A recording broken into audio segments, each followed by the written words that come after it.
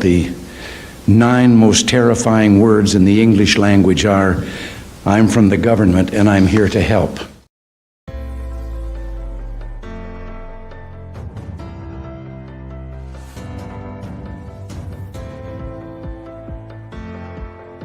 We hold these truths to be self-evident, that all men are created equal, that they are endowed by their Creator with certain unalienable rights, that among these are life, liberty, and the pursuit of happiness, that to secure these rights, governments are instituted among men, deriving their just powers from the consent of the governed, that whenever any form of government becomes destructive of these ends, it is the right of the people to alter or to abolish it, and to institute new government, laying its foundation on such principles and organizing its powers in such form as to them shall seem most likely to affect their safety and happiness.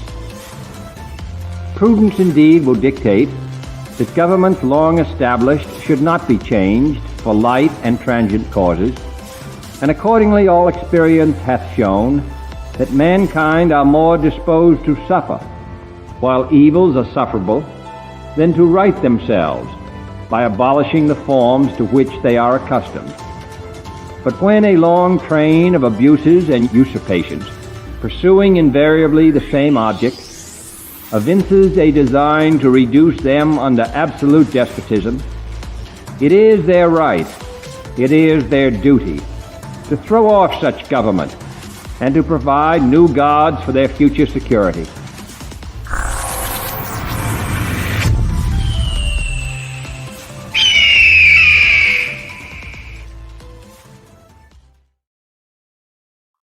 Hola, ¿cómo estás? I hope you are doing good.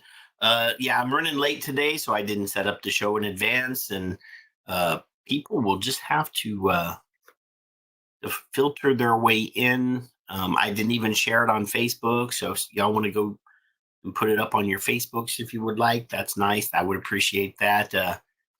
But we had a pretty busy day today, and we're running just a little behind.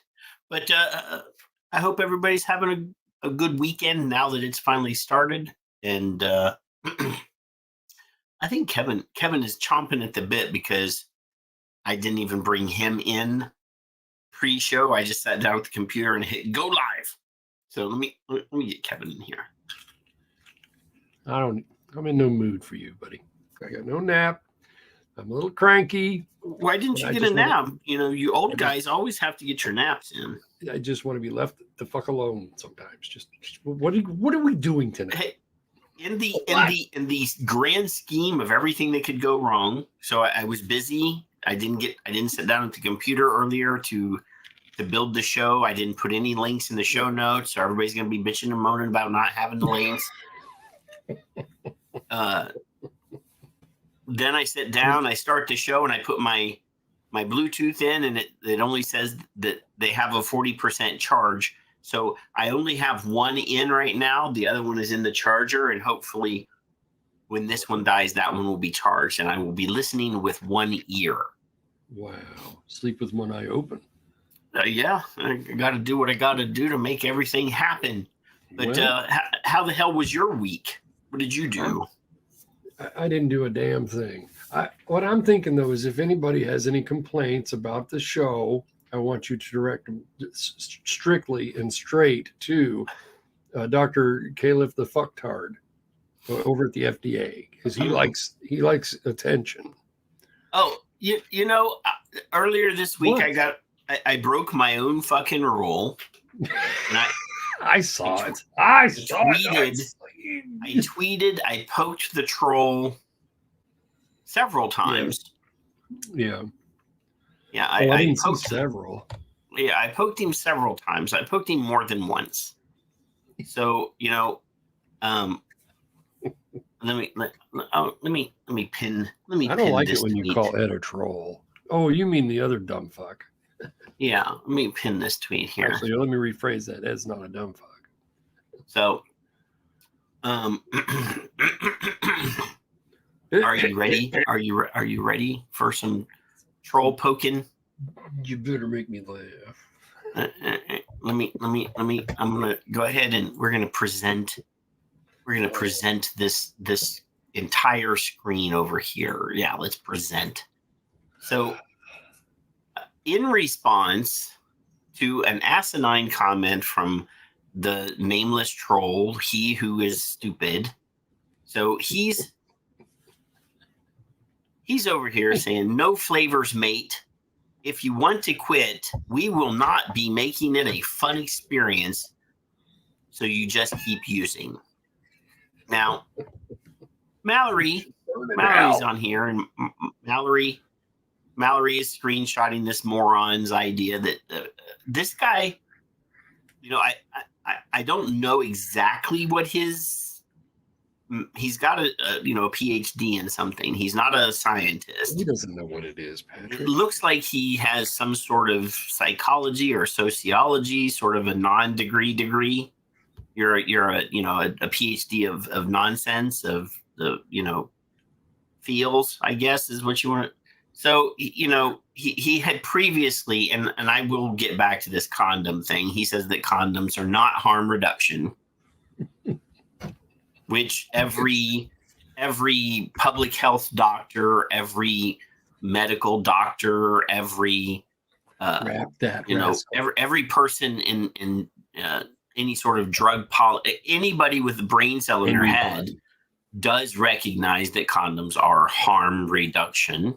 9-year-olds know better. They reduce disease. This is why we give them to gay men, so that they don't accidentally contract AIDS or HIV. We give them to teen girls and boys so that they don't accidentally have a baby. So, I mean, in most worlds, a teen girl having a pregnancy would be harmful for their happiness in the future. Yeah. Possibly. It is a life affecting, a life changing thing. I myself think that babies are wonderful, even though I don't have any, because I like to return them to their parents when I'm done having, my fun playing with Hot Wheels. That's because you don't want to share. I hop them up on Mountain Dew and give them back to their parents. That's right. But anyway, so this moron, he's over here saying we are not going to make it fun for you to quit smoking, which in other words means we don't want you to quit smoking. We're going to make it difficult and hard and a struggle. That's what he's saying over here. That's job security. Yeah. So, Mallory poked him, and, I hope she wore a condom. And, other people poked him. But I decided to retweet him, quote, tweet him. I said, this is more nonsense from a so-called public health warrior that proves he knows nothing, in all caps, I want to, about how to serve those suffering from an, quote, addiction. Zero compassion, no understanding of meeting them where they are. Just more blind, callous ideology from his paymasters. If the experience is fun, more people will do it. Why doesn't he want people to quit smoking? Several pokes. I poked him several times. Did it feel good? You like it? Yeah. So, we will not be making it fun, says to hear. That's what he wants people, that's what, what's this we? What's this we talk that he's talking about? We as in the royal sense, we as in all the voices in his head, we as in the for-profit tobacco control conspiracy of lies. He got a mouse in his pocket. Yeah. What is this we shit? And then here, I did, because you actually did respond. So I did. You see, you retweeted me. I can't see him. I muted him unless I want to see him. I'll unmute him, but I don't, because I don't give a fuck enough to unmute him. You suggested putting a condom over his head. I do. So, I did respond to your tweet by saying I argue that condoms are harm reduction. And if Tahir did what Kevin suggests, all of the harms that Tahir causes with his lies would be muffled. So that would indeed another way that condoms are harm reduction. I'm going to say this publicly because I got to bloat your ego as much as I possibly can. That was perfect. That was beyond perfect. And I don't think you are, but that's a good tweet. So of all of the opportunities he had to interface and respond, this is what he responds. Lies, lies, lies. The woke. Like, I'm like the exact opposite of woke, by the way, of the libertarian industry advocates. I assume you, like I assume you really are against stupid people breeding. I hope he doesn't have children. Yeah. So again, we're gonna live respond. Let's live respond to this. Let's see. I'm gonna speak some Aussie. So if there's any of my Aussie mates in the chat room, please confirm and verify that some of the terms that I'm using are indeed Aussie, because I want to. So such a soft cock response from a so-called Nancy public health warrior. I'm going to quote this. So, well, you have to. Warrior. Period. Embarrassment. You don't. Oh no! See, since you brought up, I really see. Homicidal has confirmed that softcock is an actual Aussie term. I really is the C word also that C word? You are using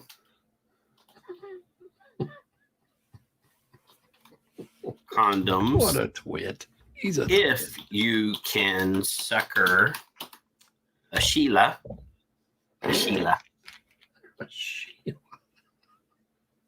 Mallory said he thinks also to sleep with you. And your lies.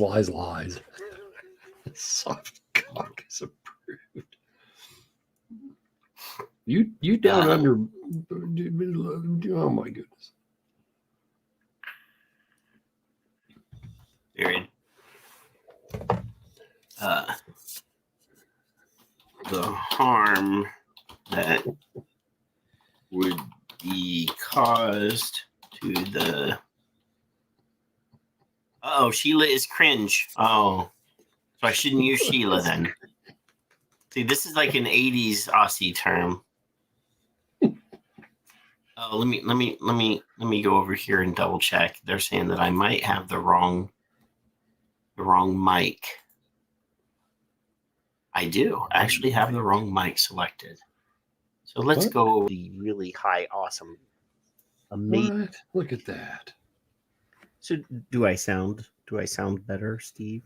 You sound closed into like a studio. Do I can I do some of that where's that the ASMR? Can I do some ASMR with my mic?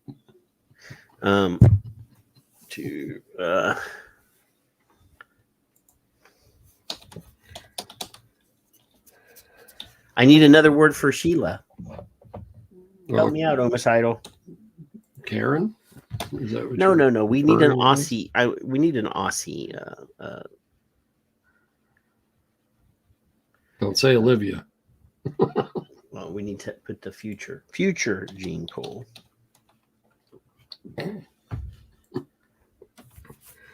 I suggest you wear a rubber.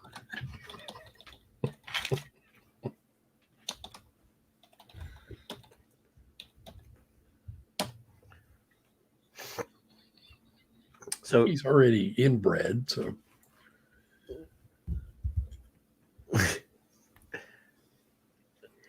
just use backward root. ass. So I should leave Leah and replace sleep with you with root, is what you're saying. Root. Hug a root. There you go. That's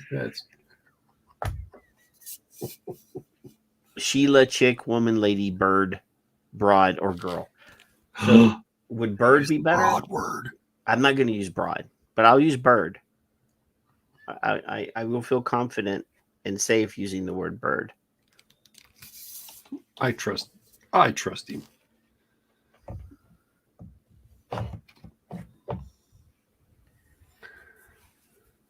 If you can get a root. Oh. What? Don't yell at If me. you can get a root. Was that what, if you can get a root? Is that what I should just do? This whole thing right here?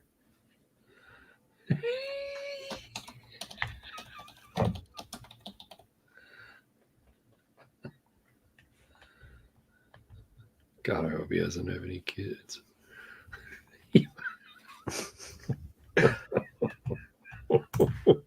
Where's Paul when we need him? Well, he would just say cunt, and I don't want. I don't want. I mean, I do understand that it is safe to use that word. Yeah. But I was going somewhere else with it, but I'll be good. So, are we cool with this response, boys and girls? Are we happy? X1 and smash that like button. Just Bogans. Well, I don't want to be rude and use bogan in a derogatory way because we have some friends that are bogans. So, Context. but if this is approved, I will send now, and then y'all can like and retweet it if you want. Oh, it's fine. You can edit. You have doubled if you can, he says. I really hope that you're using condoms if you can. Oh. I'll be damned. Look at that. See? This is why we ask for audience participation. Thank you, Yeah, bastard. 20 eyes on there, one person's my pile's in the way. So Mallory's Google foo is strong tonight. Yes. She was Googling different Aussie slang words for woman or women. Approve, send it. Okay. Reply. Uh-oh.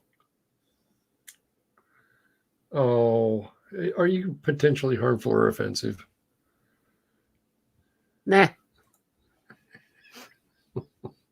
I had that a while back. That's enough of fucked hard. Unless you've got others. So if I currently have a blue check mark, so hopefully that protects me from. So here doesn't have but a blue check mark. I'm pretty sure that if I tweet the word COCK, that's probably the one. Oh, that's why, yeah. That might have, but if they look, that is a perfectly normal Aussie term. I've seen it many times. No. There was a video that my son posted a while back with the Grinch coming in and taking kids' presents, and my other son put a different video. On the first video, I told Jeremy, "Don't you dare do that to my grandson. I'll kick your ass."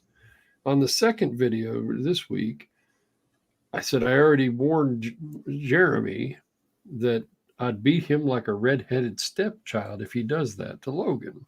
And Facebook said, "This is against community standards." So I stuck it on my Twitter feed, just that it was against community standards. And then I put the link, or I'm sorry, the post as a screenshot, and it said something about it was community standards or something. And I deleted the tweet because I had like 30 or 40 people, bots, I could tell I recognized them, that said, go here to this guy, go here to this guy. And they were all the same damn thing. So they were spamming me, trying to get me scammed. So don't do that. Just anyway. Oh no, there's a Elon Musk parody tweet that I really want to show, but I know that I will lose my channel if I show this. But it is on Twitter.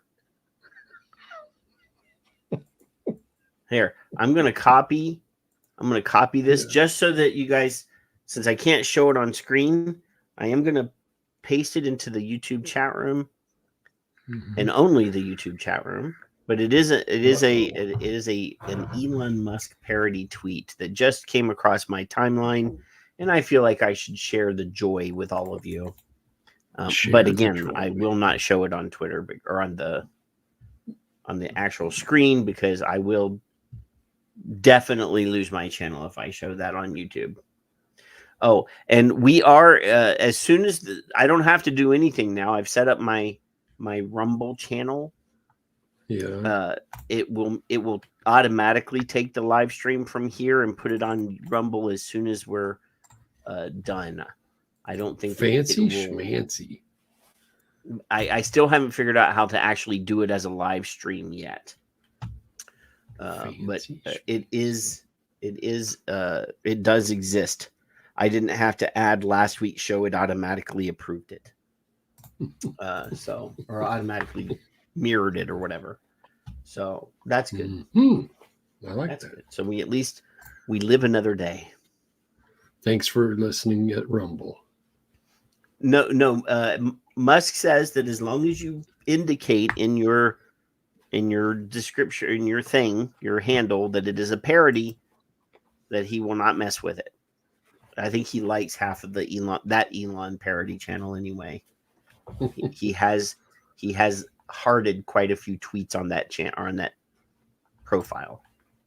Wow. The AOC parody account is quite hilarious as well, Kevin.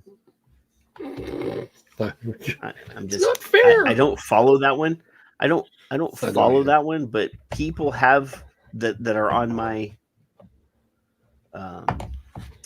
friends list apparently are liking tweets from that parody account, because it does show up on my feed, which means that some of you have laughed at Michelle. Retweet. Michelle's in the room. Our friends, quite a few people in the room, our southern, yes, especially since I didn't share it anywhere, because I was late. I haven't seen Chocolate Man in months. I know. I'm hurt. I'm sad. Chris is ignoring us. I bet he got some chocolate he's not sharing. That's probably what he's doing. I don't know. I think it's something that you did. Because it can't be something that I did. No, we wouldn't offend anybody or nothing. Because I'm a good boy. Me too. Even if I just used the term soft cock in a tweet. Michelle's like, what? What was that? What are you talking about? So back in the day, back in the day, there was a guy named Vince in Australia that got in some deep legal trouble for selling stuff in Australia. Yeah. And as a fundraiser, he made a hat and a T-shirt that said "Don't be a soft cock."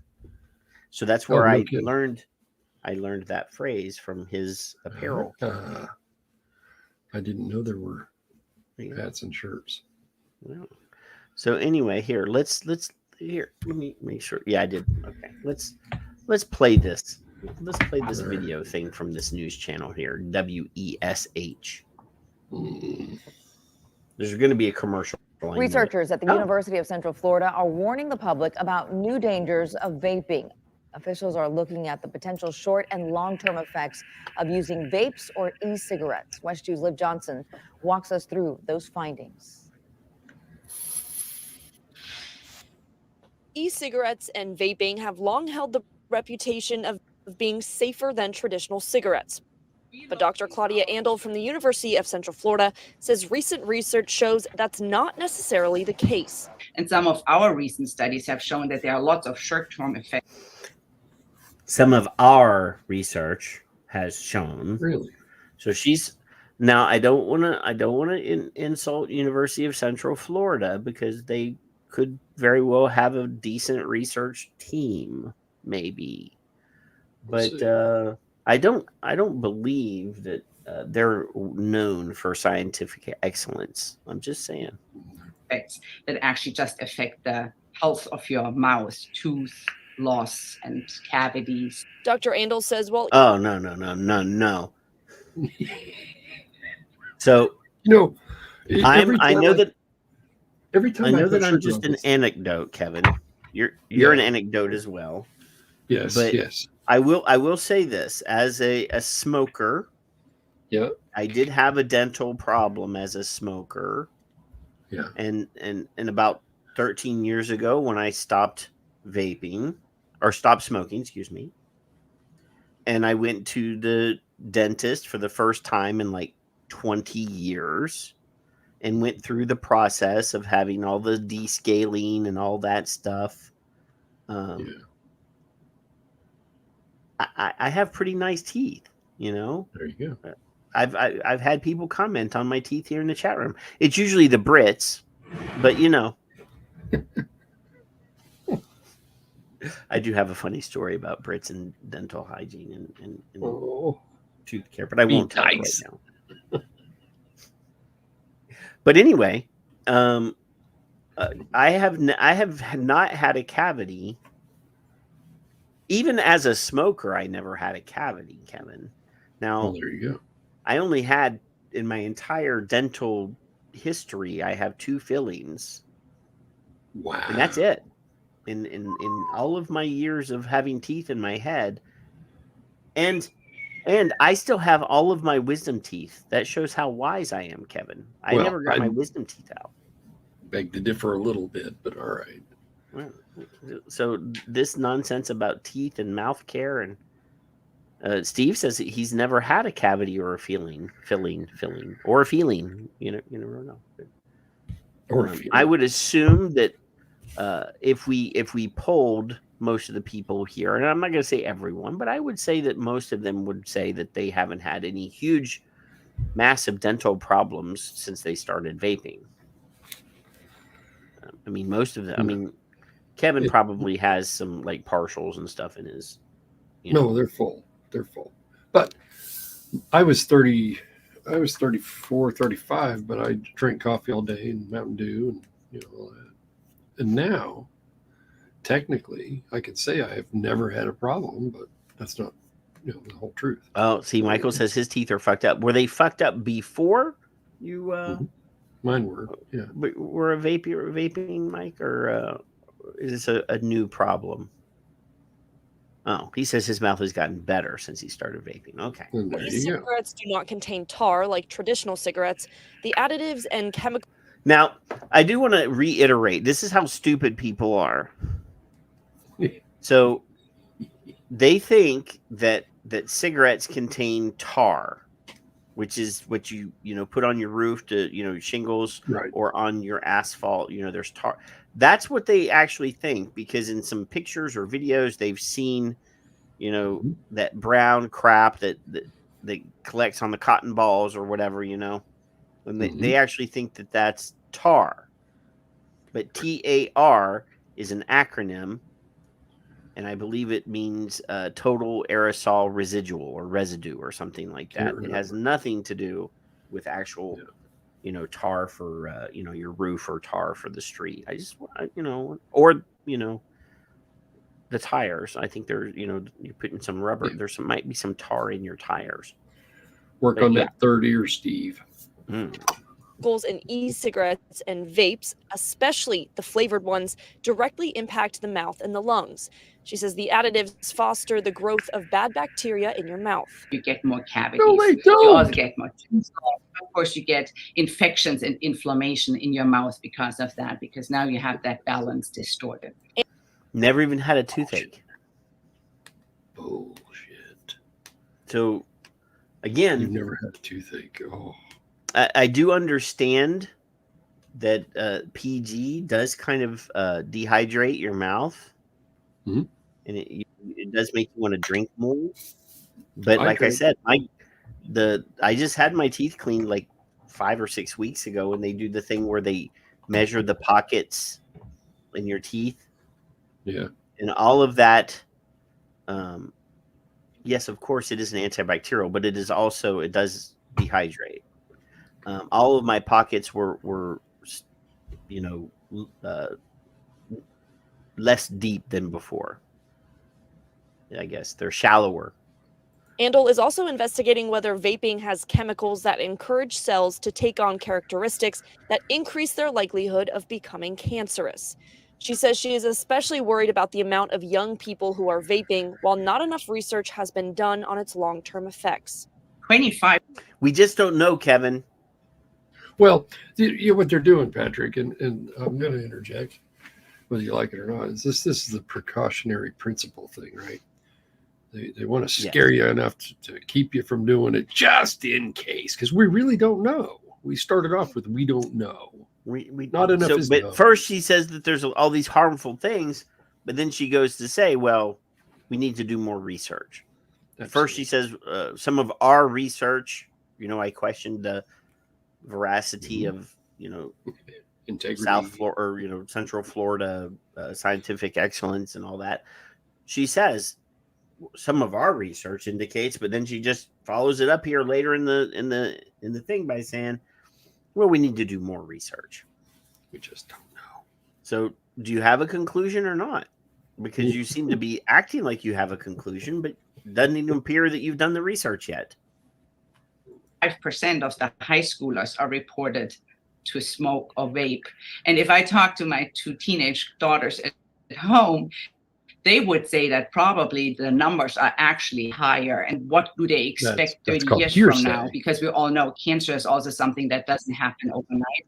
She's urging teenagers and their parents to take vaping more seriously. Know that it is definitely not as risk-free as you may assume. Long-term consequences are a big deal. In Orlando, I'm Liv Johnson, West 2 News. So, it's those buzzwords, Kevin, those modal verbs that you're always talking about, may, might, could. Possibly. It's found that it may.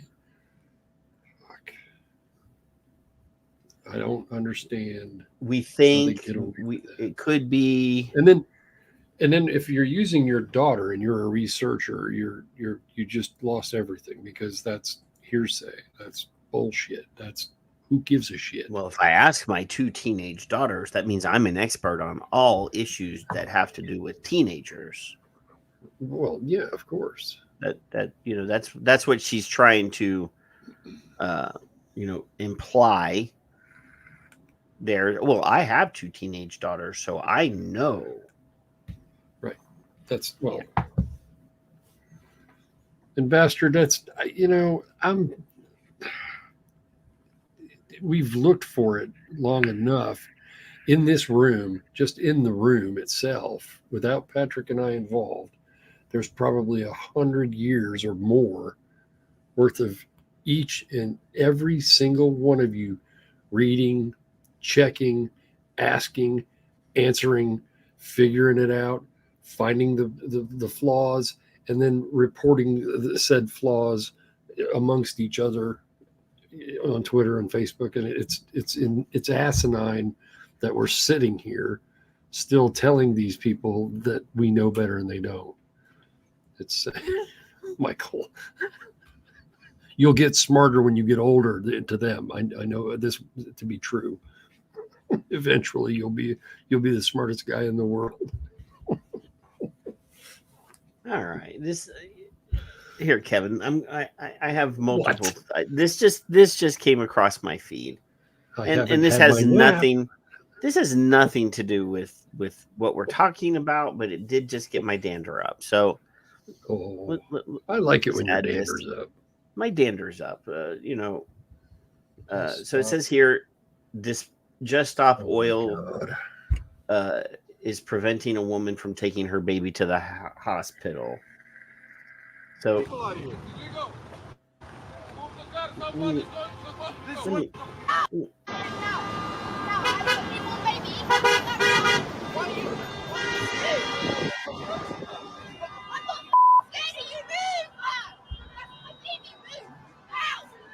She's telling them, I have a baby in the car. I have to go to the hospital.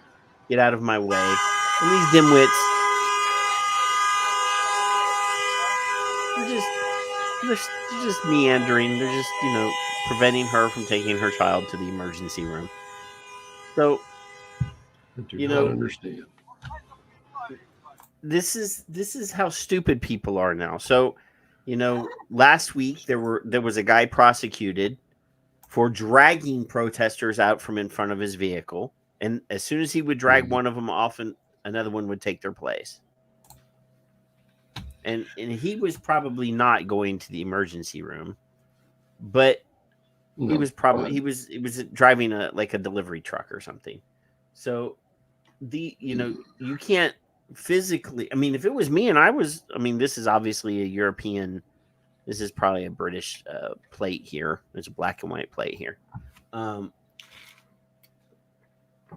Get out of the way. If I had a kid in the car, they would be on the front of my car. They would become one with the bumper, Kevin. I mean, I'll take a charge if I'm trying to save my kid. Yeah. And she did her due diligence by saying, I have a sick kid in this car. I need to get to the emergency room. And if they didn't get out of the way, I'd move them. You got two choices: move or be moved. with my bumper. I'm just saying. My buddy drives a truck. When there were things going on, I called him. I said, "What you gonna do if?" He said, "I'll run them motherfuckers over." Yeah. I'm not stopping. They have the right to protest. I have the right to continue to make my living. And if I said to the protester, "Look, I need to get through. My kid is, sick, and I'm taking him to the emergency room. Move." And if they don't move, they're moving, because they will, like I said, they will become one with the front of my car, or they will fly through the air. And now it's your own. Yeah. So it says here, Christian County schools to make vaping a criminal offense, Kevin. In the last year, 356 students were caught with vaping products. Christian County Public Schools is taking a zero-tolerance approach to vaping products, making their use on school grounds a criminal offense. Under a new policy adopted on Monday by the district, any student in possession of a vape will be cited by law enforcement for drug paraphernalia. If the vape contains a controlled substance, the student will also be charged with drug use and possession or distribution. Yeah, Michael Redfern says schools make the laws now. Yeah, apparently. In what? Go ahead. Keep going. Well, in middle and high school, students go through critical changes in their developing brain, says Kim Stevens, director of alternative programs for the district. Nicotine and other controlled substances impairs the growth of neurons and directly harms the portion of the brain responsible for learning, memory, and attention. I could cite you hundreds of other studies that would disprove your comment that nicotine would impair the growth of neurons or affect their ability to learn, their memory, or their attention in a negative way, because we all know that nicotine does indeed improve mental focus and attention. Now, this next one is funny because we've disproven this multiple times. Sometimes vapes are laced with fentanyl, which is deadly in the smallest amounts. Now, fentanyl could be very deadly. Don't get me wrong. It's not a joke. It's very serious. But it also it cannot be delivered through a vaporizer. We've had heads of departments of state, departments of public health, the health departments on video saying the labs have told us that this can't be delivered via a vape. Yeah. It's like, well, this is not a Christian school. This is Christian County, which is, it's not a religious, it's a public school, but it is Christian County public school. So she didn't say she had drugs. She said we. So that she is part of we, and she capitalized always. According to Christian County Public Schools, 255 students were caught with vaping products containing nicotine and 101 with vapes containing a controlled substance in the past year. The zero tolerance policy will take effect beginning of the school year in August. So,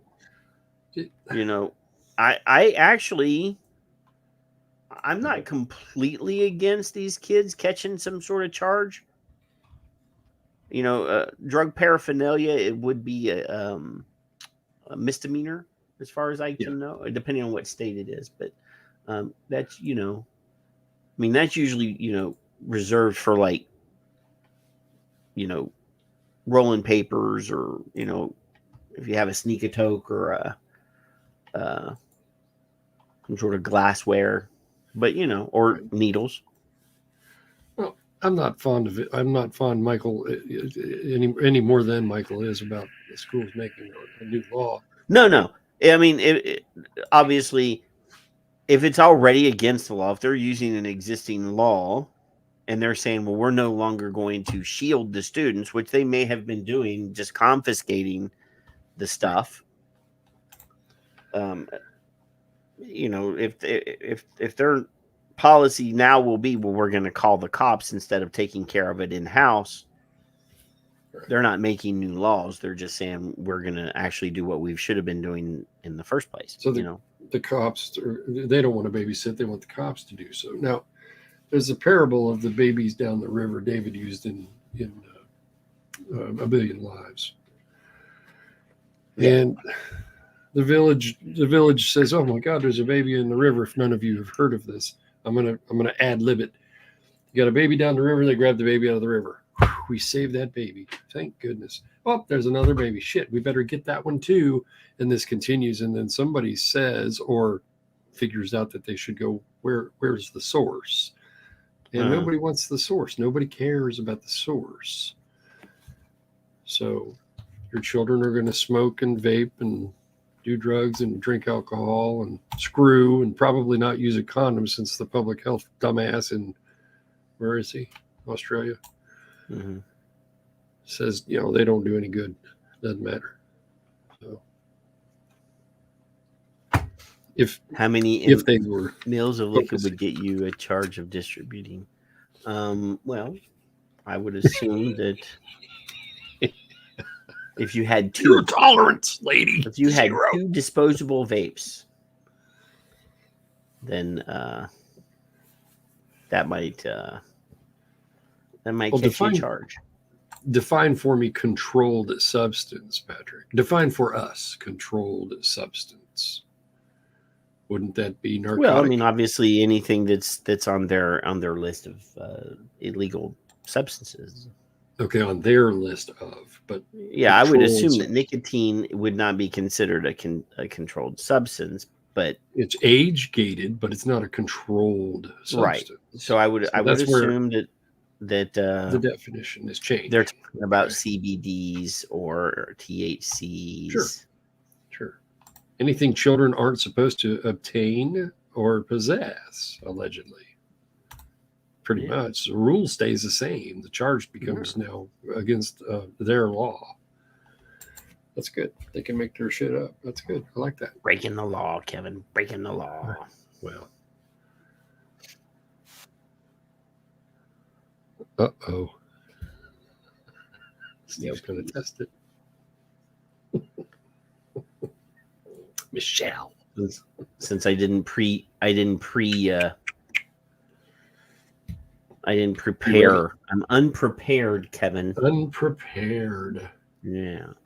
So this week, the American Heart Association decided to issue their 2 cents. So let's see here. How one man lost more than 100 pounds. He got rid of his dogs. Well, my wife is 115 pounds. There you go. Yeah. Let's see. And new research is shedding light on the health risks of e-cigarettes. The American Heart Association finds vaping may have long-term impacts on a user's heart and lungs, despite being marketed as an alternative to help you cut. Now, Kevin, That was my I favorite have to, word. I have Go to ahead. pause here already, Yeah. because have we not already distributed information, showed scientific studies that prove that that vaping actually does not in any way, shape, or form increase people's chances of having CVD, which is cardiovascular disease? Did we not already show You know, multiple studies like in the last, say, 6 weeks?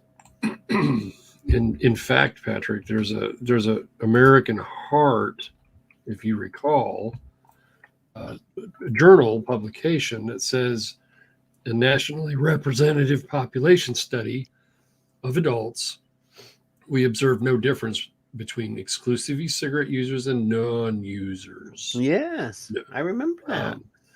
It also highlights the importance of completely replacing cigarette smoking with e-cigarettes. That's 2020's American Heart Association. So Right. were they lying then or now?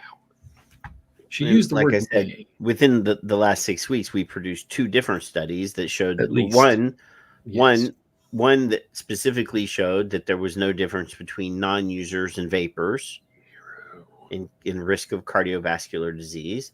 And then last week or the week before, we showed another study that showed that the people that use vapor technology and NRT show identical benefits to cardiovascular health versus smokers. Right. Okay, I wanted to bring that up because they immediately mentioned heart. We're on Cut the back on pulse. smoking. After looking at more than 300 research papers focused on vaping and e-cigarettes, doctors found the chemicals may hurt your heart, lungs, brain, blood vessels, gastrointestinal system, and other parts of your body. The AHA says more research is needed.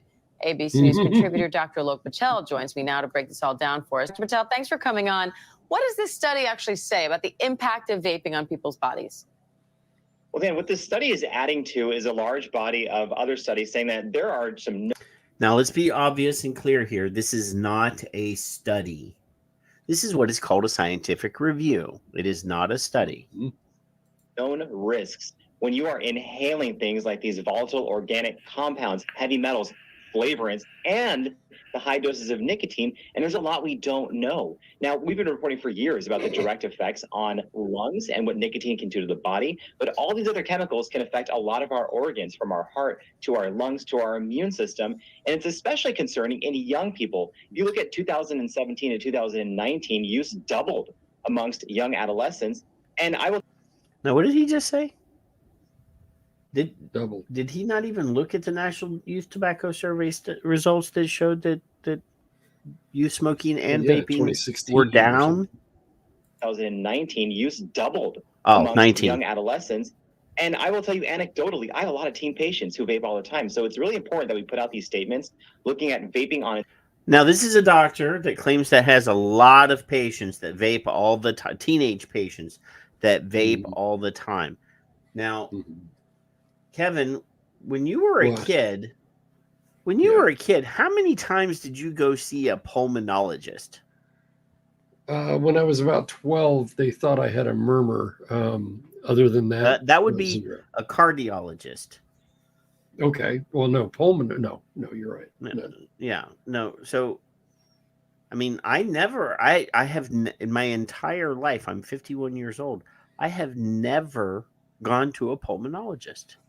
No. And I was a quite heavy smoker for 30 plus years, Kevin. Right. And I never went to see a cardiologist, or I never saw a cardiologist either.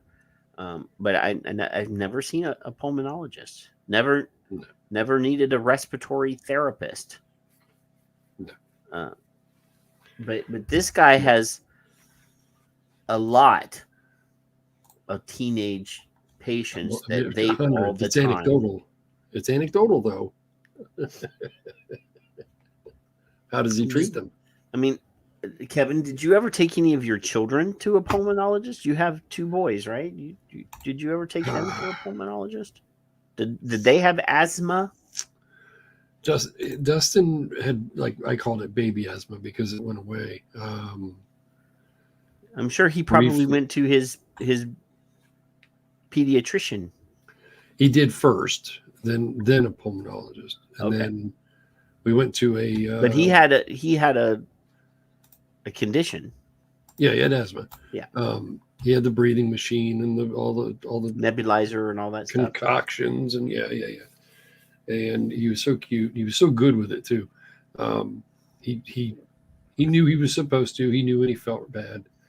Couldn't breathe right. That kind of thing. It was never for us. Thankfully, it was never detrimental. It was on occasion. It wasn't a lot. Steve's pussing out. Did you see that? Steve says he took 100 milligram edible and he might not be able to stay awake. 100 milligrams is that? I mean, I've seen like ones in the store that are like 500 milligrams. I mean, convert that into how many joints would I have to smoke? 1, 2, 3. It's not my world, so I really don't know. I live in Texas. We're not allowed to have that stuff, so I don't know anything about that. And so this TV not just a marketing tool saying that it is quote unquote an alternative to cigarettes. We need to independently look at it and its long. Now, how many brands? Yeah, I've been around for a while, Kevin, but I have never seen any brand. Mm-hmm. Steve doesn't like that I use the word pussing out on him. Ever advertise that they were safer than smoking?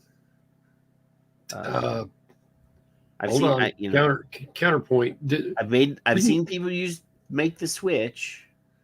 Didn't My Blue or whatever, Steven Dorfin Difer or whatever the fuck his name was? Dorf. Didn't they say a healthier alternative? I thought they had. I don't remember. I know because that was part of the Cetera case. They never. Or did they say alternative? Maybe. I don't know, but I've never. I haven't seen that. If it did, it would have been Blue or Enjoy when they were making TV commercials like 10 years ago. Yeah. Because I just started really, and I saw a couple. Now, vaping is often thought of as a safer alternative to smoking cigarettes. Is it? It's really difficult to make that one-to-one comparison, and the vaping industry does put it that now out there who's an adult and wants to try this as a way to quit cigarettes. It's important to talk to a health professional and find the option that's right for you. But Diane, the big issue is that this marketing, especially as it's directed to teens, has led some people to believe that, hey, vaping. All right. So who out there is making commercials that are only for teens? Now, as far as I know, nobody is making commercials only for teens. None of them are advertising their product on Nickelodeon or Disney, or advertising to kids. They're not putting their advertisements on video games. They're not putting their advertisements, in comic books. They're not putting their I'm just thinking of all the outlets that are most people would say societally are for teens.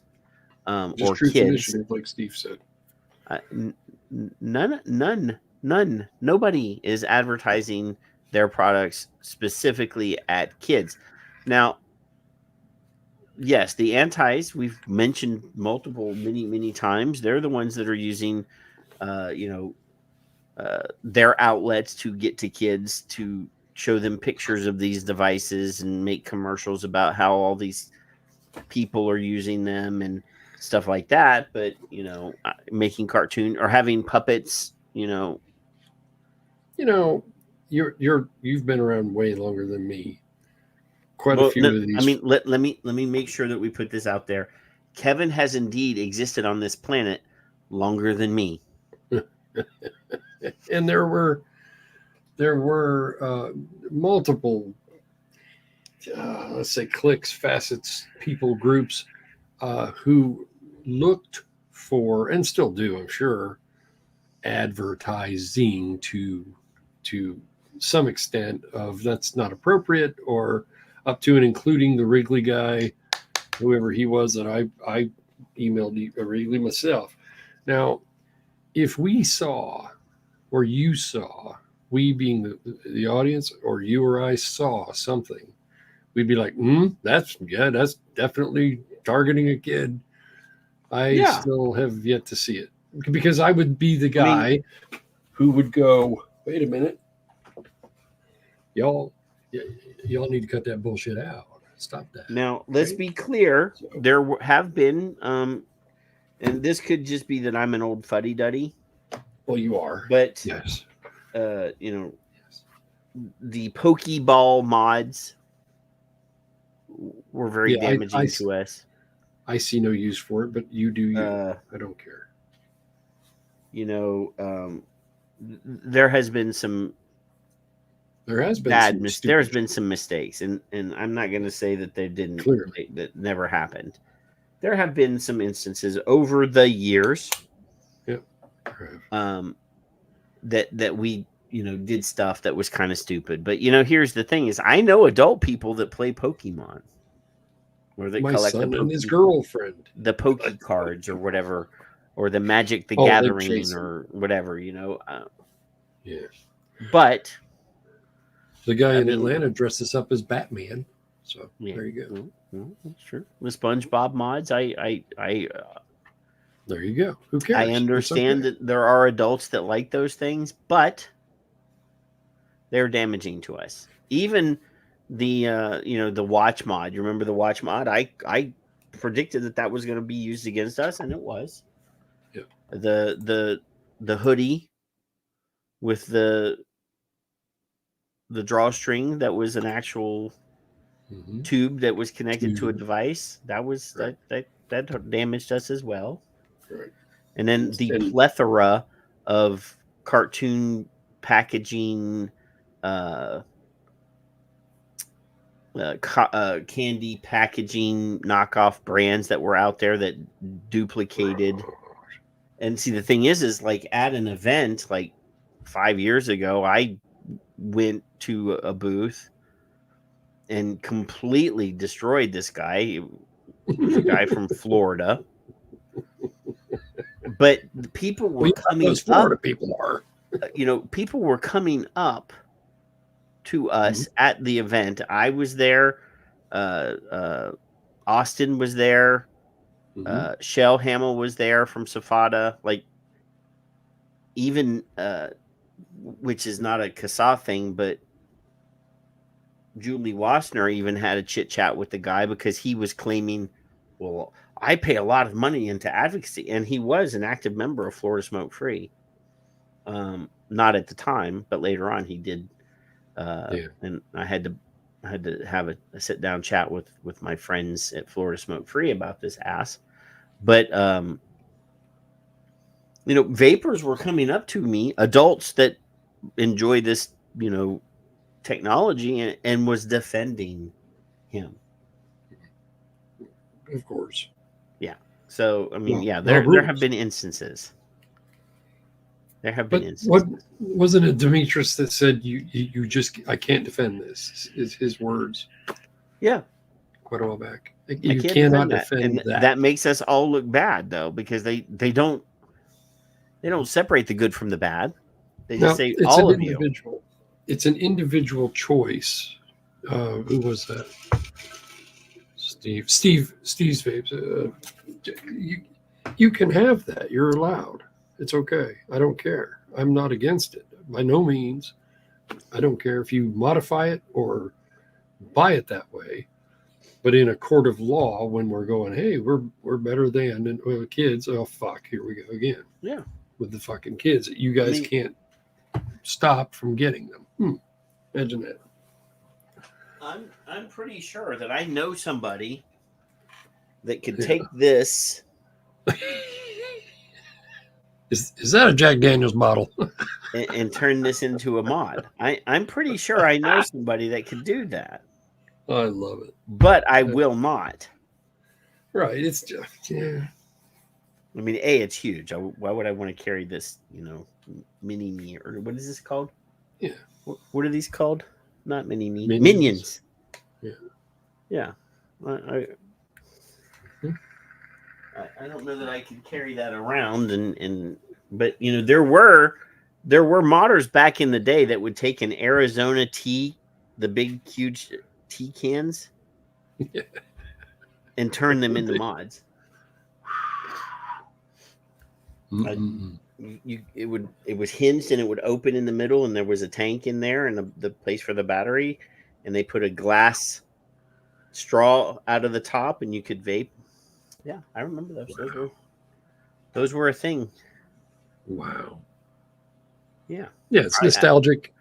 Who wants a 30-year-old Nintendo Game Boy vape? I actually wouldn't mind having one of those. Right. It's okay. But I would not defend it. Yeah. You can't.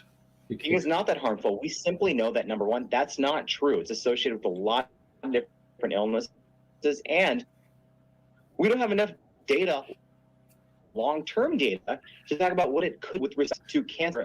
I know a lot of chemicals in a lot of these e-cigarettes and other chemicals, Kevin.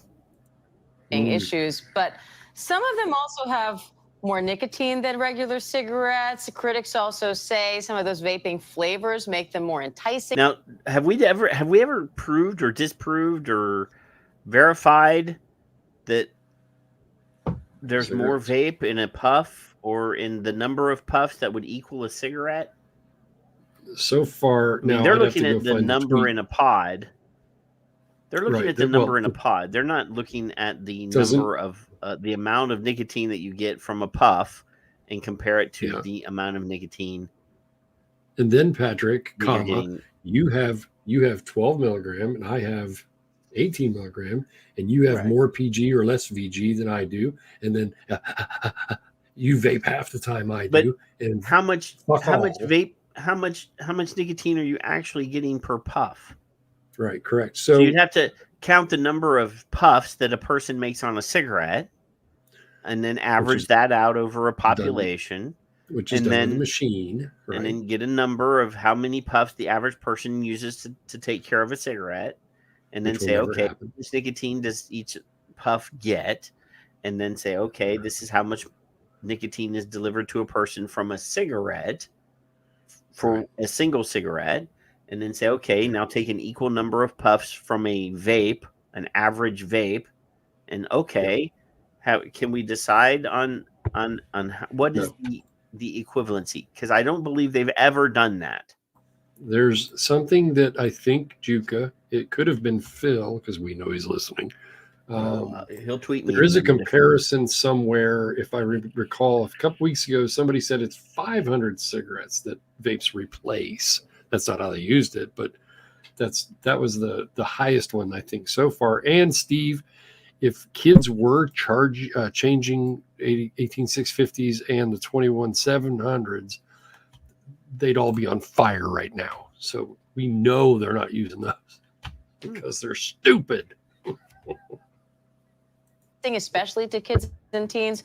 So how hard is it to quit if you decide that's what you want to do? And what can people do if they're struggling to stop vaping? It's incredibly difficult to quit, especially with those high levels. Because it's as addictive as heroin, Kevin. Heroin and cocaine. Yes. Running all around my brain.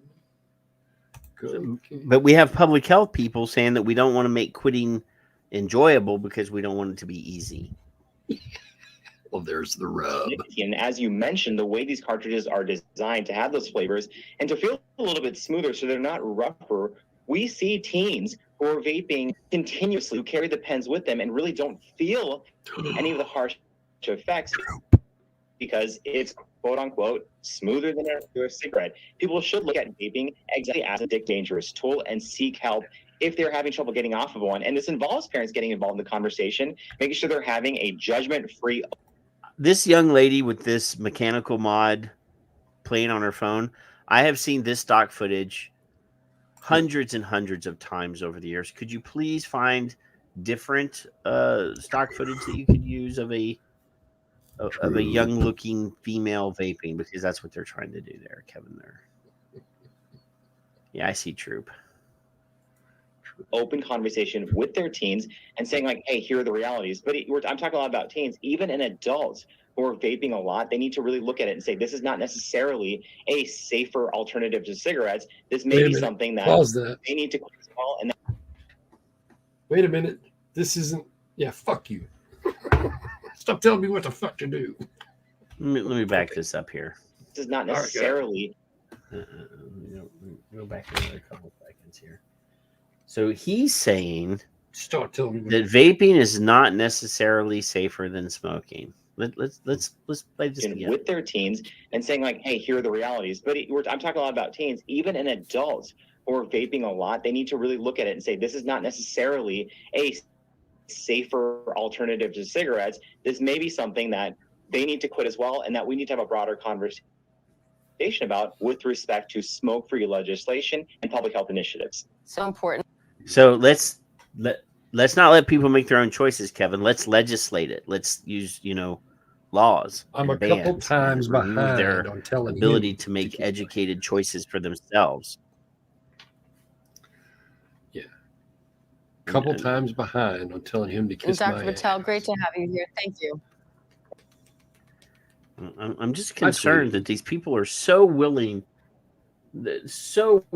to allow other people to make choices for them. Like this guy wants to make choices for you instead of allowing you to make choices for yourself. Right. I tweeted That's very earlier. concerning to me that people voluntarily are saying, well, I would rather make those choices for you. You don't need to make choices for yourself. Some nitwit said the smoking aesthetic is back in style because somebody's using a cigarette in a picture. And I said, literally, I'm reading it. I long for the day when parenting, individual freedoms, adult choices, and decisions that don't concern you will be back in style. But pointing with rude disgust and scoffing with non-profit political front groups is a wonderful way to burn the daylight hour. So there you go. So this guy can kiss my ass and your ass and his ass and that ass and this ass and Troop's ass. I don't really want anybody. I don't want him kissing my ass. I don't want. He's a doctor. You'll be fine. He's a doctor. I mean, if it's a hot chick, maybe I'll let her. Maybe the girl in Florida. Yeah. There's just Addie. That's what I'm.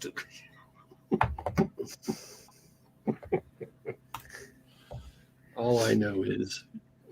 I mean, this just goes back to that conversation, that tweet from last week, where Dr. Glover said that the people that were supposed to be peer reviewing her paper refused to peer review it, and said, I don't understand why the opinions and the experiences of smokers are relevant in harm reduction or in smoking system. Like, we don't want any input from the person that is going to be affected the most by our decisions or our in a dark, cold, dark winter of 2014. Yeah, I was getting some shit about my little survey, and something on Twitter, and Norbert Zillatron, who I don't see very often anymore. I don't know if he's okay or not. I haven't really seen him much on there. It's been about a year since I talked to him. Okay, I do love me a little bit of Zillatron. So he put something he had written before I did the survey. It was called beneficial bias. And how else can you get this information, especially with as young a technology as it was at the time, at least? If it's still 5, 6, 7 years old, how are you going to get some of this information except from the people that are using it? So at one point I would have been more than willing to go to, and I offered to go to the Ohio State University, I think, OSU, one of them, to sit down and have coffee. Of course, caffeine, you got to have that. And I would buy the coffee for them and have this discussion. And you can, and I don't like my blood, don't like doctors. You can poke and prod and do what you need to do. I'd only been smoke free, if you will use that term, a year or so, year and a half. Nobody took me up on that, Patrick. I don't understand. Yeah. No. Yeah. I would have to, change some things. But so Filter this week published a paper or a piece, not a paper, a story, an article, whatever, from our friend, Dr. Colin Mendelsohn. Mm-hmm. And it says it's time to change the way we look at youth vaping. So it says here, underage vaping continues to dominate discourse and drive public policy. Daily, alarmist media headlines feed the anxieties of parents, teachers, and public health officials and have created full-blown moral panic. However, the fear of youth vaping greatly exceeds the objective threat it poses, and the benefits are almost universally overlooked. In fact, vaping may be beneficial overall to young people. Oh, dear God. He's going to get in trouble for that. That statement will undoubtedly spark angry reactions. See? I already told you.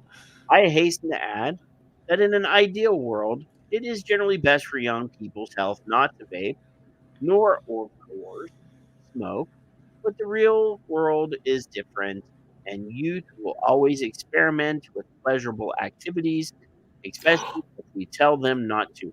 Kevin, how many What? times did your mommy tell you not to touch yourself or you'll go blind? I know Hugh Hefner allowed me to read a magazine with one hand. That's all I know.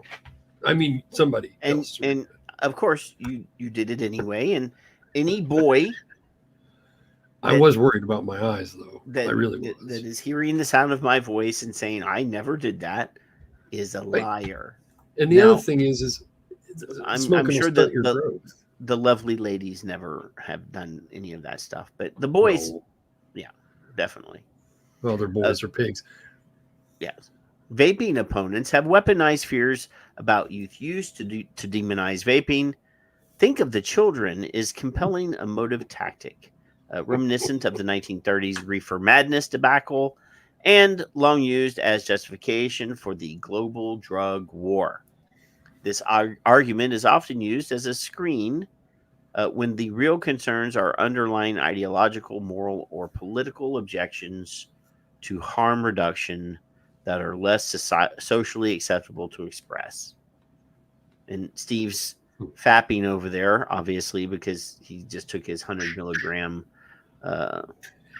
He's thinking you're cute. Gummy, edible, or whatever. Whatever. See, now Janine showed up just when we were talking about masturbation, which is stunning. Give her a hand. Stunning.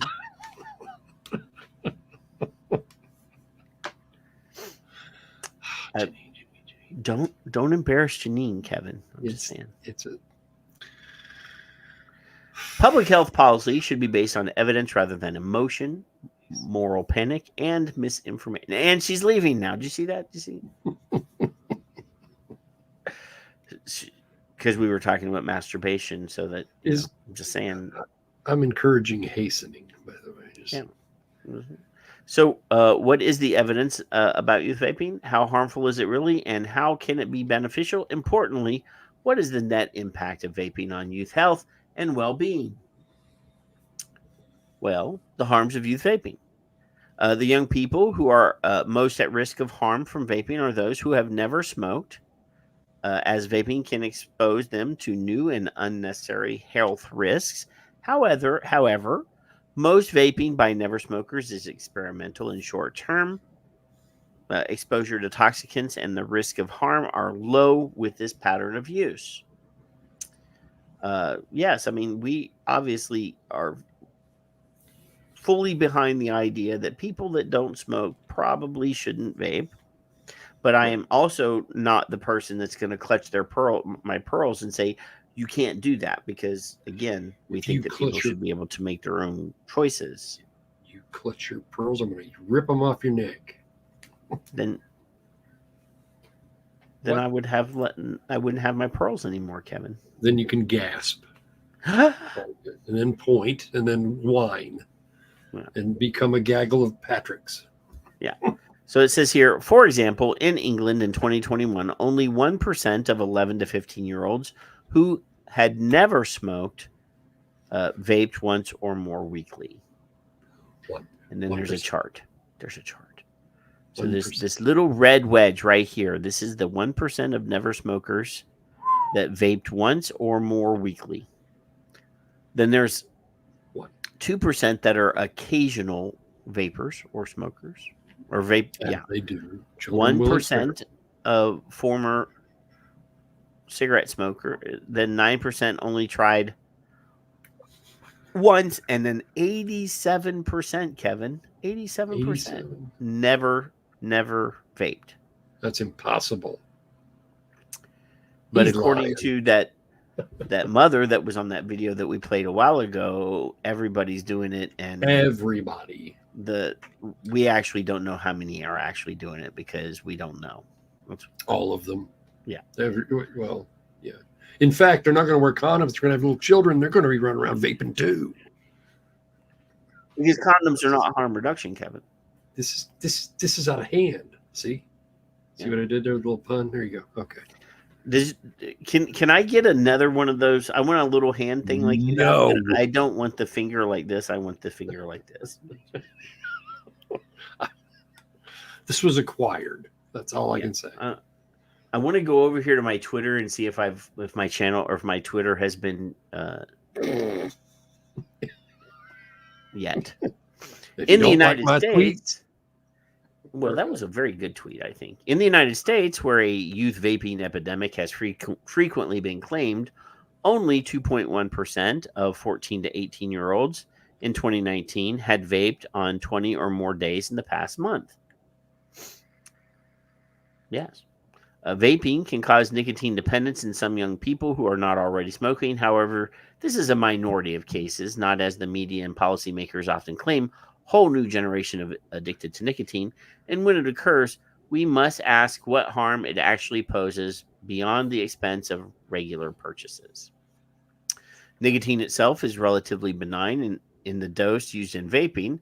It does not cause cancer or lung disease. However, it does have minor cardiovascular effects. And if you use it frequently and then stop, you may experience unpleasant withdrawal symptoms and cravings. Monitoring and long-term studies are essential to detect any emerging problems. However, serious harm is likely to be very uncommon, and even after decades of vaping. Vaping involves. I don't want to read the definition of what vaping is. Y'all know what it is. There is no evidence that nicotine harms the human adolescent brain, although high doses can cause harm in adolescent rodents. Studies have not found differences in IQ, educational achievement, or cognitive abilities in adults who smoked in the past compared to those who never smoked. So vaping is very unlikely to have these effects. And there is certainly no evidence that vaping nicotine causes the misnamed serious lung disease, EVALI. When completely different culprit has been identified, neither does it cause seizures or spontaneous pneumothorax, as is often claimed. Remember, we did a show, the whole, that's the new horror. That's the new scary thing that they're going to repeatedly use in the media, is that all these kids that are suddenly having pneumothoraxes, it is not because of any underlying condition, such as a sunken chest, being too damn weak or skinny or any of that stuff, which is normally what causes spontaneous pneumothoraxes. It's because of vaping. Mm-hmm. I would like to get this is what we need. We need a scientist. I'm going to posit this to our people that know researchers and say we should do a statistical analysis of, say the 80s and 90s, all the cases of the 80s and 90s up to the aughts. Well, vaping was around in 2010. So we could actually just do the 1990s and the aughts and measure all of I want all of the cases of pneumothoraxes in the 11 to 18-year-old age group Right. Compared to the number of pneumothorax cases, spontaneous pneumothorax cases that have occurred after vaping was introduced in 2007, 2008. Until now. We'll pad the numbers on our. I would love them to figure, to show me that there has been a dramatic increase in spontaneous pneumothoraxes. Right. So, if any of you know a scientist or a statistician that wants to do that and has access to be able to request the statistics on those cases, we should do that and publish it and say, jackasses, there's not any sudden increase in spontaneous pneumothoraxes. However, as vaping is far less harmful than smoking, serious harm is likely to be very uncommon even after decades of vaping. People who smoke cigarettes but quit by the age of 35 have a full recovery and a normal life expectancy. Imagine that. Yeah. Benefits. Most frequent youth vaping is by those who have previously smoked or currently do. Vaping by young people who already smoke is beneficial if it diverts them completely or partly away from cigarette smoking, and many vape for this purpose. Some young people who would have smoked have never started because nicotine vapes were available as an alternative. Other research has found that restrictions on vaping are associated with increased youth smoking. It cannot be overemphasized that vaping overall is diverting young people away from deadly smoking. Increases in youth vaping have been accompanied by accelerated declines in smoking in the United States, the UK, and New Zealand. And here's another little chart that shows the decline in smoking and the corresponding increase in vaping. Yes, I see you shared a screen. Let me finish this chart. I was going to ask you, where are all my new smokers? I was promised new smokers. Where are they? Yeah, so they're probably in a third world country. I mean, we do know that smoking is still pretty prevalent in the developing world. So the people I'm supposed to trust are lying to me? Is that what you're inferring? No, I'm outright saying that they're lying to you, Kevin. You bastard. I mean, did you not see me tweet a while ago that a supposed public health warrior is lying constantly? Did you not see that tweet where I? No, I had condoms on my eyes earlier. Right? Yeah, I didn't. Yeah. I wanted to make sure. I do want to draw attention to my awesome tweet. We'll do that. Well, I will after I finish this. I will go and review my traffic on my tweet. Review your traffic. Yeah, I want to make sure that the soft cock tweet gets retweeted. Janine said it was a great tweet. There you go. And see, I would, if anybody would have been offended by the term soft cock, it would have been Janine. There you go. Because Janine is a genteel lady with I don't want her clutching her pearls. Young people who try vaping are more likely to try smoking, but this simply tells us that people who are more likely to try nicotine products are also more likely to try other nicotine products. There is no evidence that vaping causes people to smoke, or they would not otherwise have done so. The gateway theory.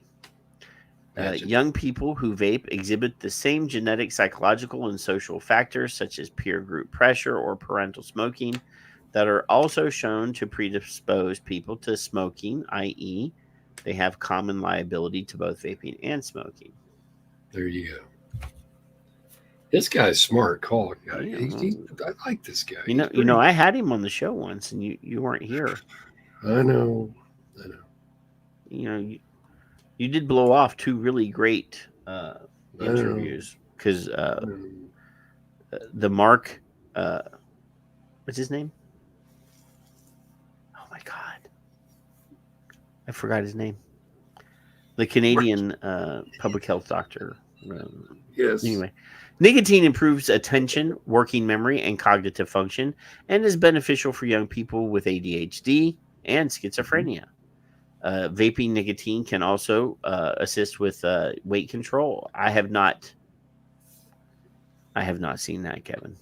Nicotine and weight, yes. Yes, Dr. Mark Charles- Tyndall. Thank you, Jenny. Charles, yeah, Mark. Now you get me saying Mark. Dr. Gardner told us it was weight loss years ago. Years ago, that was a something that they would shove cigarettes in models' mouths to keep them from eating. But Kevin, What? I don't know if you've noticed this or not, but when we were at the the vaping militia, we had really cool T-shirts that we would sell at events as a way to make money, and we always sold out of the 2X, 3X, 4X, and 5X T-shirts. No. I still have like smalls in the closet. Like I have half a box of T-shirts in the closet. The smalls and mediums. Yeah. The smalls and mediums didn't really sell that much, Kevin. I'm just saying. So yeah, and I don't know about the weight control there. Other benefits are social acceptance and enjoyment. Another critical factor is vaping's role as an effective quitting aid for adults who smoke. Young people benefit immeasurably when their parents quit smoking. That's true. We don't want parents to die and leave kids as orphans. Adults who quit with vaping have improved health and live longer, removing the trauma and grief of losing a parent to a smoking-related disease. As vaping is less costly than smoking, there is more money for the family budget and reduced financial distress. Starting to sound like Sean Connery there. Kids grow up without secondhand smoke, and parents who switch to vaping are also no longer smoking role models, meaning their children are less likely to start smoking. This is a pretty long piece, boys and girls.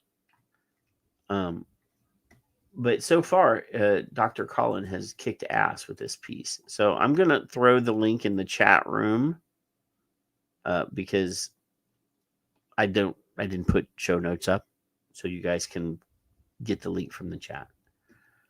But anyway, let me peruse my tweeters.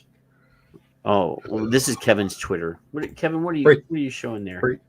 Breaking news, folks. Remember earlier I said it was 500 cigarettes? A vape has as much as 500. Well, Phil has some breaking news for me. I did miss it. Phil, thank you. I'll address this tomorrow. They say some of the e-cigarettes are advertised to contain 9,000 puffs, 15 times the UK's 600 puff limit. Gasp. And the nicotine equivalent of 720 cigarettes. I love that. You asked about the comparison earlier, right? Yeah. So there's a new one. That's not what I asked, though. I don't give a shit about how many puffs are in the device, Kevin. Right. I want to know how many puffs it takes to get rid of a cigarette. But that's what I was saying earlier was I think either Phil or maybe Juka has something to that effect, but I'm not positive. See, Kevin, I'm disappointed. Like, I have such an awesome tweet. Victor, and only share screen, by the way. Only 6 people have even viewed it. You're so there's people in the chat room. There's more people in the chat room that have not viewed this tweet, have not shared it. I got 1 retweet and 1 like. Seriously, you'll be fine. I'm doing this for you. It'll be okay. The sun will rise in the morning. It will. I swear to you. That's actually a Dawkins song. Will the sun rise when it's over? How many licks does it take to get to the center of a Tootsie Roll Tootsie Pop? 1, 2, 3. Crunch. It's a 1. A 1, a 2, a 3. Crunch. How many 3. How many Victor share screens does it take to get to a tweet? Right. Well, as long as there's no video, but sometimes if you're like you got multiple windows open, it takes a long time. It does. Yeah. Well, I haven't crashed in like 2 or 3 weeks, so there you go. You didn't get your nap today, so I'm feeling kind of. I know. Feeling kind of guilty about this. So 120. I got to ask Kevin, what is the definition of celebrity? Celebrity? Yeah. I'm assuming someone who is known enough throughout the population to be recognized by face or name immediately within reason. I don't know. Yeah, fuck that Turk. I would, I don't know. you know, Would you concur? I would have to say, I would have to, that's that, you know, that would be a pretty basic definition. Yeah. Somebody that could be identified on site by a large percentage of the population, I would say could qualify as a celebrity. Yeah. So it says here, celebrities on social media fueling vaping among young people. And I'm wondering, you know, what celebrities are vaping that would, I mean, what is the definition of, especially in a social media generation? What would be a celebrity? But anyway, let's see here. Because, I mean, I'm on YouTube and some people watch me, but I'm definitely not a celebrity. I mean, hell, if you take into account our biggest vaping person that has the most followers, you know, I don't even know if this is true, but I'll use Grim Green. Okay. In our group, Grim is known. Mm-hmm. You know, Nick is identifiable to us. Right. But I wouldn't consider him to be a celebrity, right? And I believe I could be wrong, but I believe he probably has the most number of followers on social media compared to vapors, you know, in the vaping world. Right. But again, I would never call him a celebrity. You know, there are some YouTube channels, there are some YouTube people that have, you know, multi-million number of followers. I'm talking 10 million, you know, 20 million followers. I don't know. Mr. Beast is one of those people that I've seen on social media. Joe Rogan. You know, I would consider him a celebrity, or Mr. Beast. I said Mr. Beast because they are identifiable by a large percentage of the population. Right. And, you know, I don't know that any big social media person is promoting vaping as their thing, you know. I mean, I don't think so. The closest I could think of, honestly, Courtney, whatever her name is, Courtney Love, I think. Oh no, I mean she was on like Letterman or something. You can't count her though because she was a paid. Right. She was an Enjoy spokesperson. So there's one I can think of. But but she hasn't been on social media, Kevin, in like 20 years. She's like a washed up person now. She's not. If you would go A list, B list, C list, D, she's down in the D list. You know, she hasn't. To think of, I got Courtney, whatever her name is. I got pictures of. I've never seen video. Pictures of Capriccio, whatever the fuck his name is, and then but none of those are actually doing videos on social media, Kevin. Understood. Those are celebrities. Someone who vapes, right? They're just someone who vapes that happens to be a celebrity. They're not promoting anything. And then there's Samuel. Is it Samuel Jackson? I've seen interviews with Sam where he admits like that he vapes, but he doesn't vape nicotine. Right. So the three that I can think of, Willie Nelson vapes, but he doesn't vape nicotine. Right. So of the most, DiCaprio, that's it. Cappuccino. What of those 3 or 4, none of them have promoted anything. No. They're barely ever seen doing it. So find them for me, I guess. I mean, short of him of DiCaprio actually doing it at an award ceremony like 10 years ago or 5 years ago or whatever. That's it. I can promise you that there are celebrities, like real Hollywood type celebrities, real famous people that would be internationally famous people, not just social media famous people, that vape that have never been caught on camera vaping. I can promise you. Right. You And they know, probably were also rap smokers. stars and rock and roll acts Yep. and, you know, Yep. movie actors that do it in the privacy of, you know, when the camera's not around. Yep. But none of them are actually putting it on their social media. Yes, the Prime Minister of France, he vapes. There's a See. couple Filipino politicians that I've seen vape, even though they're, you know, at one point was quite anti-friendly or anti-vaping in their country.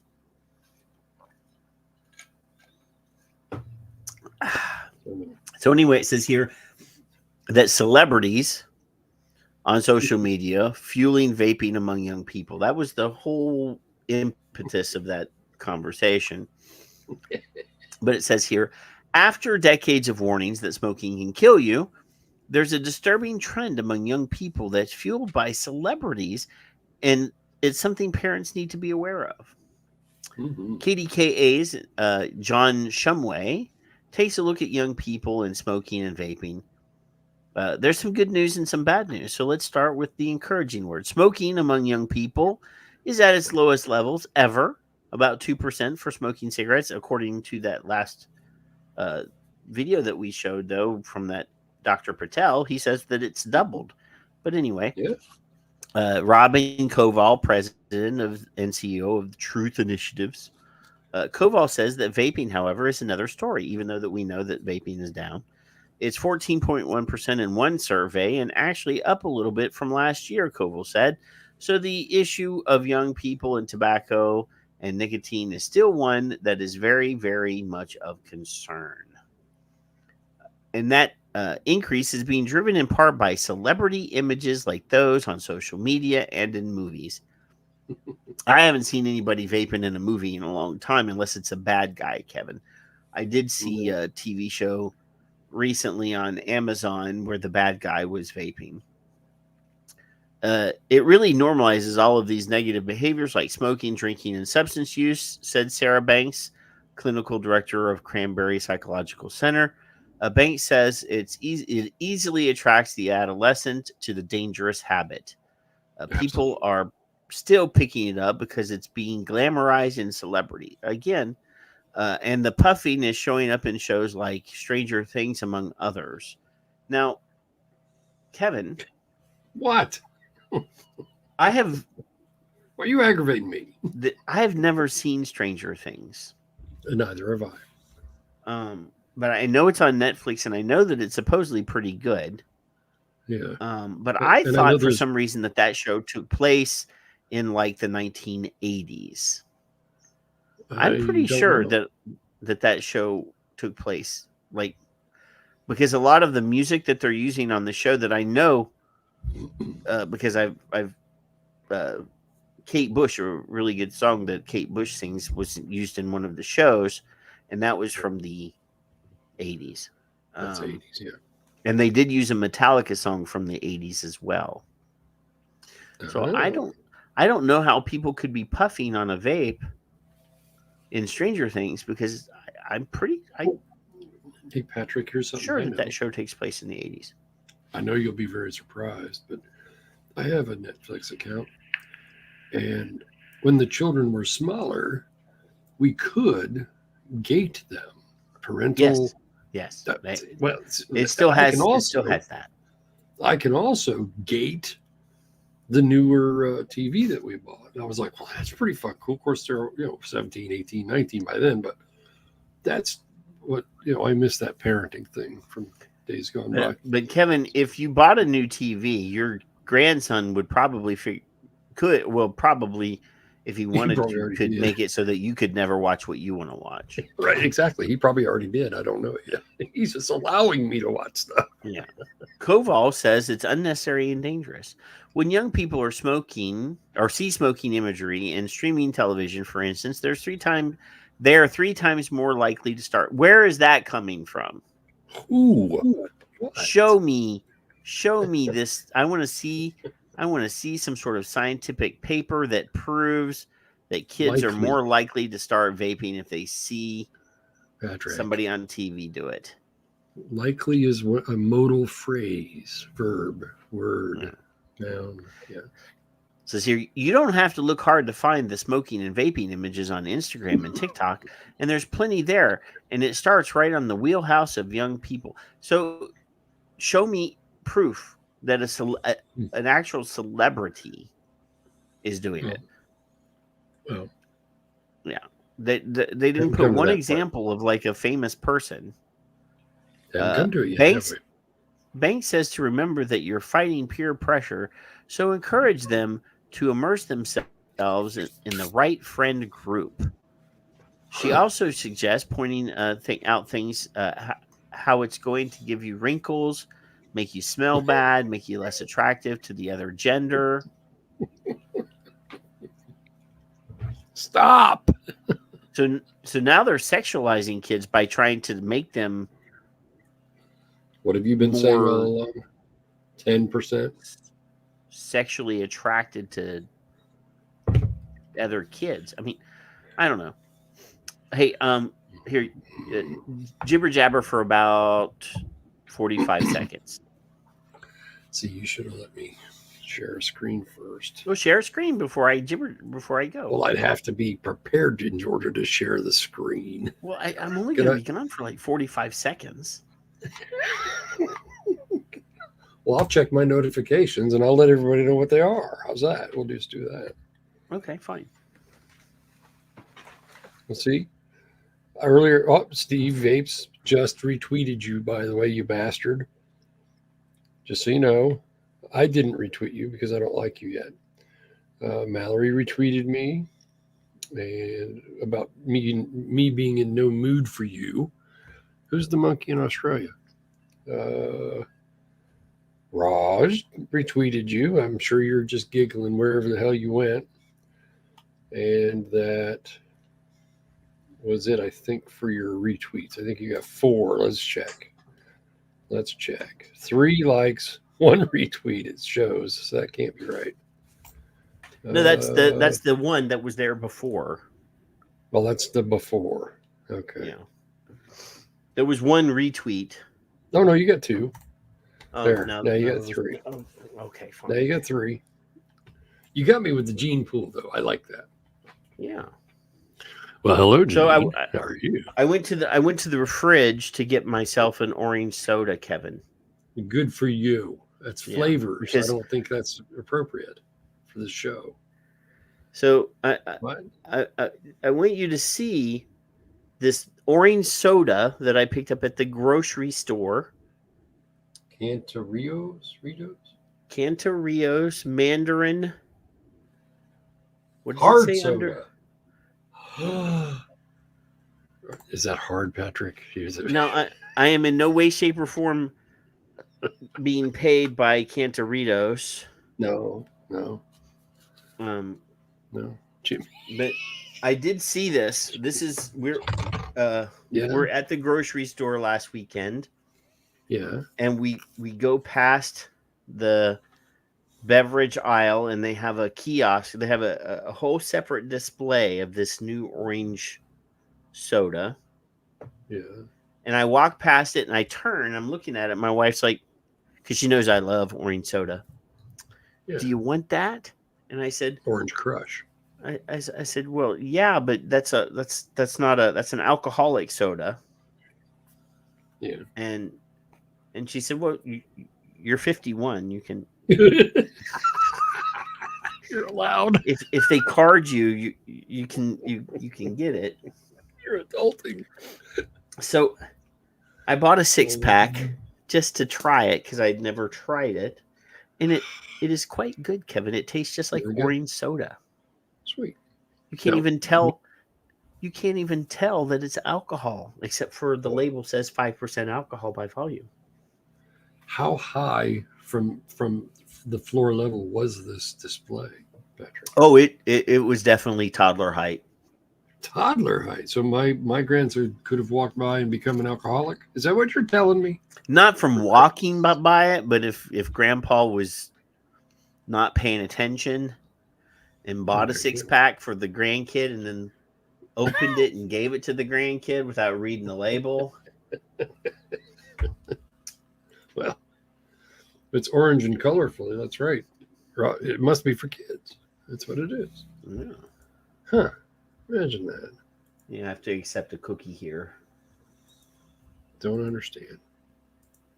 So I personally would never drink that, but I don't think I have the right to tell you that you don't have the right. why wouldn't you ever drink this? It tastes like orange soda, Kevin. I'm just If you not like High fond of- C or Sunkissed, or I do, but not to get a buzz.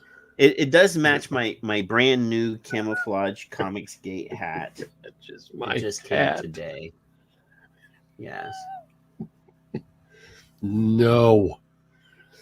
We can't have drunk Patrick. So it says here, you're over the target when you start catching fire or flack. Start catching flack. Or either one. So, yeah, this is my Comicsgate hat, because Comicsgate is a movement of independent comic book creators that got tired of social justice in the comic book industry. One guy got fired for being a Christian, just for going to church, What? And another guy got fired because he voted for Trump. I don't think you should be. I think it should be illegal for a company to fire you based on a religious choice or who you voted for. It is. But since he's a white dude, it's hard for a white dude to win the discrimination case, Kevin. Not saying that white dudes aren't evil. There are some, but of course there are. This guy's not. But anyway, here, let me add this. I got this is a story about all of the dangerous places it is for you to travel. Okay. If you vape. So it says new EU travel permit set to be introduced. Why is there are you still showing a big blank there? Yeah. So you could be barred from arriving at your destination if you don't have the right documentation in place. And it says here you need a new permit to travel. Oh, this is not this. They've changed the story. It was saying what countries that you can't go to if you vape. And they completely changed the story. My link is now no longer good, Kevin. Yeah. I'm sorry. Well, fuck that. There used to be that hurts my feelings. I wanted to talk about places where you couldn't travel, like Singapore and Malaysia and different places that were so, in Singapore they just confiscate your device. But it says here the headline has changed from the link, but the original link says travelers could be fined or jailed for vaping in certain holiday destinations. But when we click on it, now let me scroll down. There we go. Let's make sure we got this. Okay, let's add it back to the stream now. Travelers could be fined or jailed for vaping in certain blah blah blah. So holiday makers are being urged to check out the vaping laws in their chosen destination in order to avoid any punishment. And you scroll down. It says anyone going on a holiday. This is definitely a European thing because they go on holiday. This summer has been warned that vaping in certain destinations can land you with a hefty fine or even a jail sentence. Experts at Vape Club are urging holiday makers to check the individual vaping laws or restrictions for wherever they're jetting off to in order to avoid being punished. See, this is definitely not America because none of us have the extra money to go travel outside of the country. There is no jetting off for us because the Biden economy has removed any opportunity for us to do international sightseeing. Some of the toughest laws in the country are in countries such as Thailand, where vaping has been banned since 2014, and tourists may be fined up to 30,000 baht, which is around 700 pounds, or imprisoned for up to 10 years if they're caught. The restrictions in Australia are even heavier, as anyone who brings nicotine liquid into the country fine of up to 222,000 Aussie dollars, which is about 125,000 pounds. Some states even impose a 2-year jail sentence on tourists importing the liquid. That's in Australia still. In the classic holidays, is Turkey really a classic holiday destination? Kevin? I mean, I don't have I've any eaten idea. turkey on the holidays.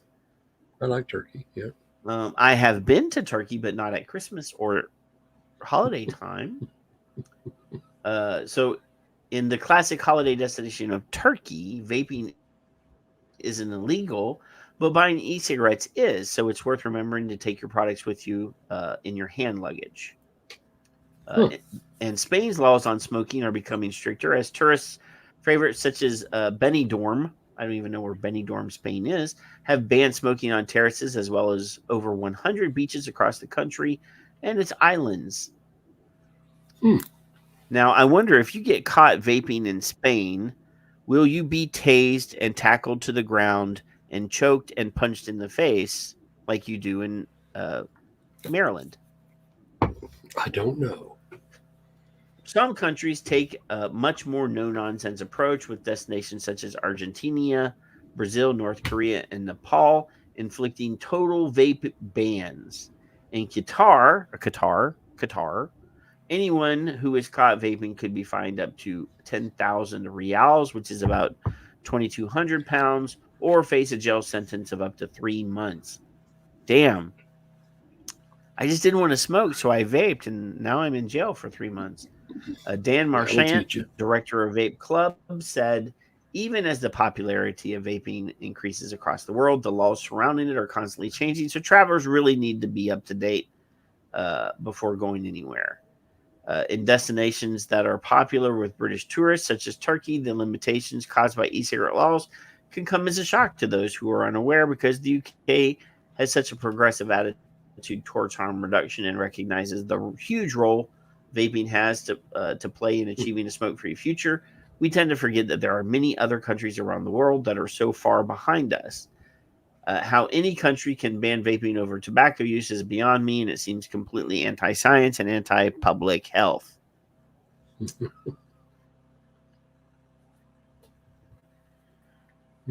However, before they go ahead and book the holiday, to avoid running into a difficult situation, if you have booked a trip to a country where vaping is banned, it's best not to risk a fine or worse, being chucked in a cell. If your destination is open to vaping, you are traveling by plane, please remember this important safety advice. Always keep your batteries and vaping devices in your hand luggage, as they need to stay in a pressure-controlled environment and must not be left in your checked luggage. Make sure that when you travel that you keep your batteries in a plastic box like this, Kevin. That's right. Casal. No one expects the Spanish Inquisition. The Inquisition. So, you can take cigarettes, right? You can get cigarettes when you get there, right? Yeah, most of those places have cigarettes, sure. I mean, I'm sure there's a place or two in the world that bans smoking, right? Oh, I'm sure, but not any of those places that were listed. I mean, obviously, so don't be bringing your outside or smoke outside on a terrace in the open air. You might get while you're waiting on your diesel bus, tackled and choked and punched in the face. I think we should go down to Jersey Shore and see what we can find. That's Ocean City Boardwalk. That wasn't even the the Jersey Boardwalk. That was Ocean City, Maryland. Let's go there. That's what I thought. Well, Kevin, to be fair, if you or I were doing it, they probably would say, "Sir, I know. please stop that." I know. You know, Kind of the point. I am not a. I know. You know, we fit a certain demographic. Yeah, I know. Yeah, that's just what I'm saying. Yeah. Pisses me off. It is not on my top list of of favorite things. No. I mean, my wife is Asian, so people come up to her all the time and say, "Can you help me with my math?" Jesus. Are they that stupid? Or are you just fucking with me? I'm just fucking with you. My wife got a ticket. She got a speeding ticket about a month and a half ago, 2 months. Oh, it's been longer than that. Maybe 2 months ago. Yeah. And she was mad that she got a speeding ticket because she was going just as fast as the cars around her. Right. And she was mad that the police officer wrote her a ticket. And I said, well, I mean, to be fair, when you go fishing, you don't catch every fish in the pond. Right. And also, Asians are known for being bad drivers, and he probably pulled you over because you were Asian. Jesus Christ. Have you stepped foot anywhere else besides where you are right now in an unlocked area since? Yes. What the hell is wrong with you? Oh. Well, she calls me the Filipino word for white. Like that's how she addresses me. She uses the Tagalog, the Filipino word for white. What is it? What's the word? Oh shit! I'll remember. Like it white in a minute. boy or whatever. I know it when she says it. Whatever it is. Yeah, that's what she refers to me as. Hey whitey. So I can make Filipino jokes.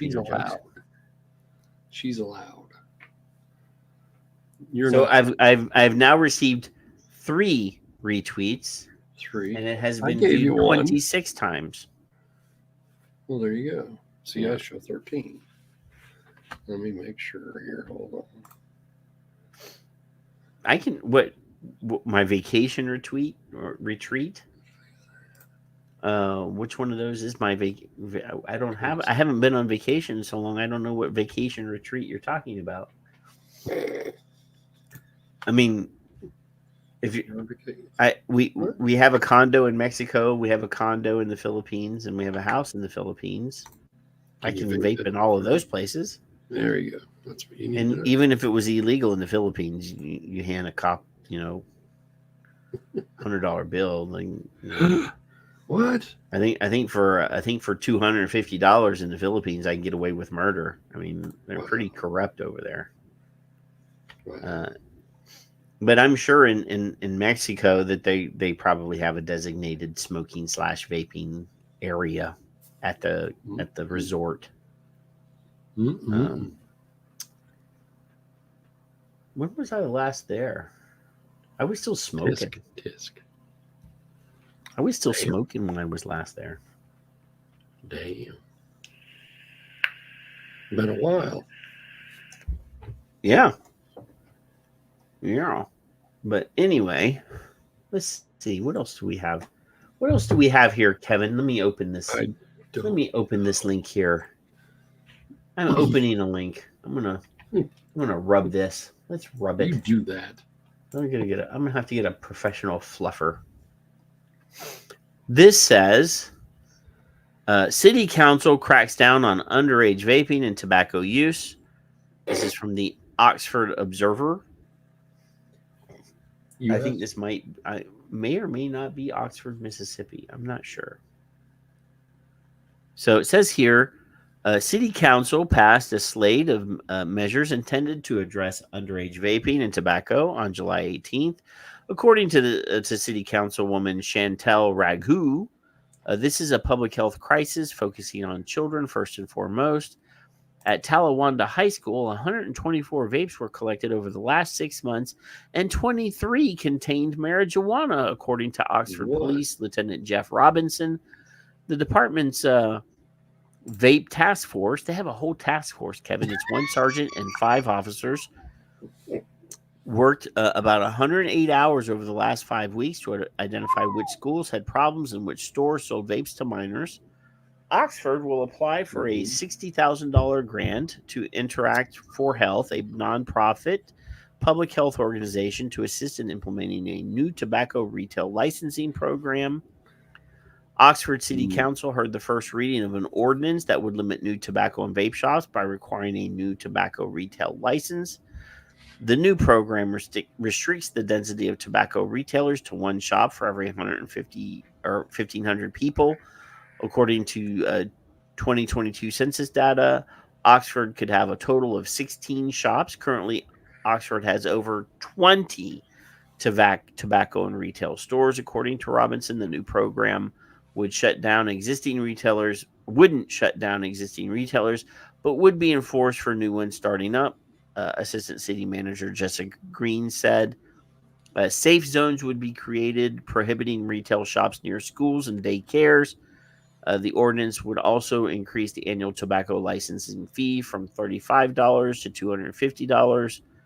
Youth access to tobacco is a public health concern in our community, said Green.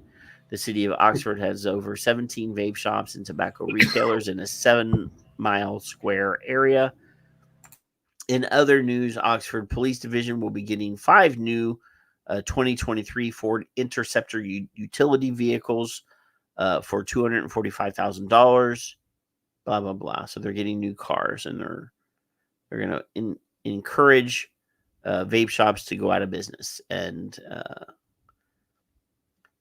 if I'm correct in this, let me double check. This is Oxford, Mississippi. That's what I'm going to go check. No, Oxford, Ohio.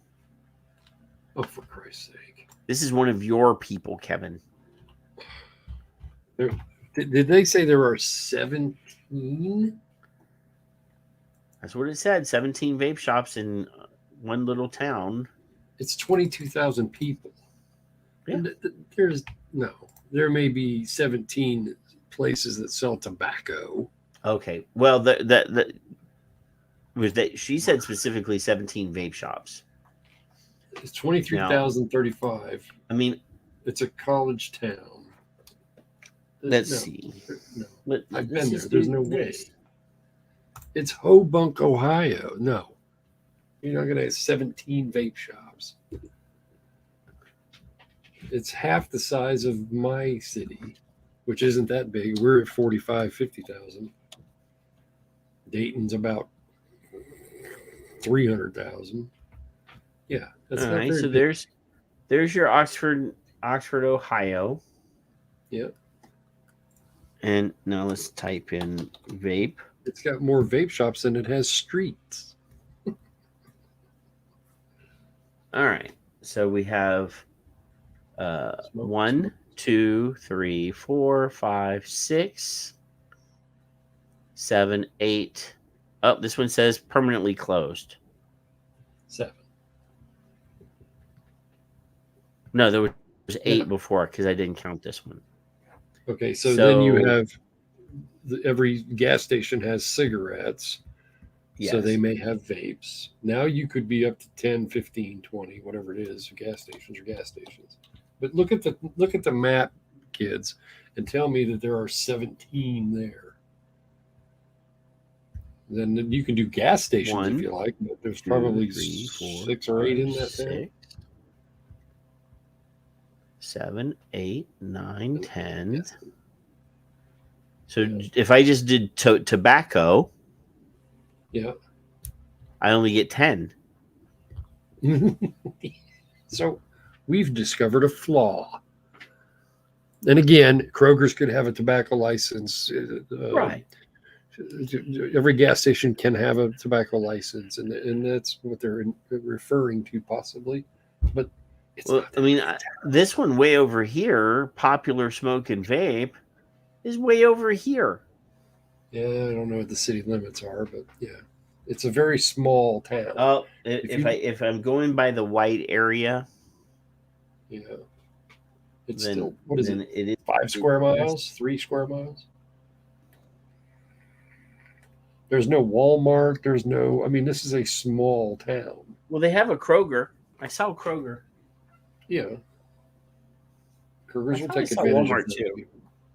It may be. I don't know. Walmarts are everywhere, Kevin.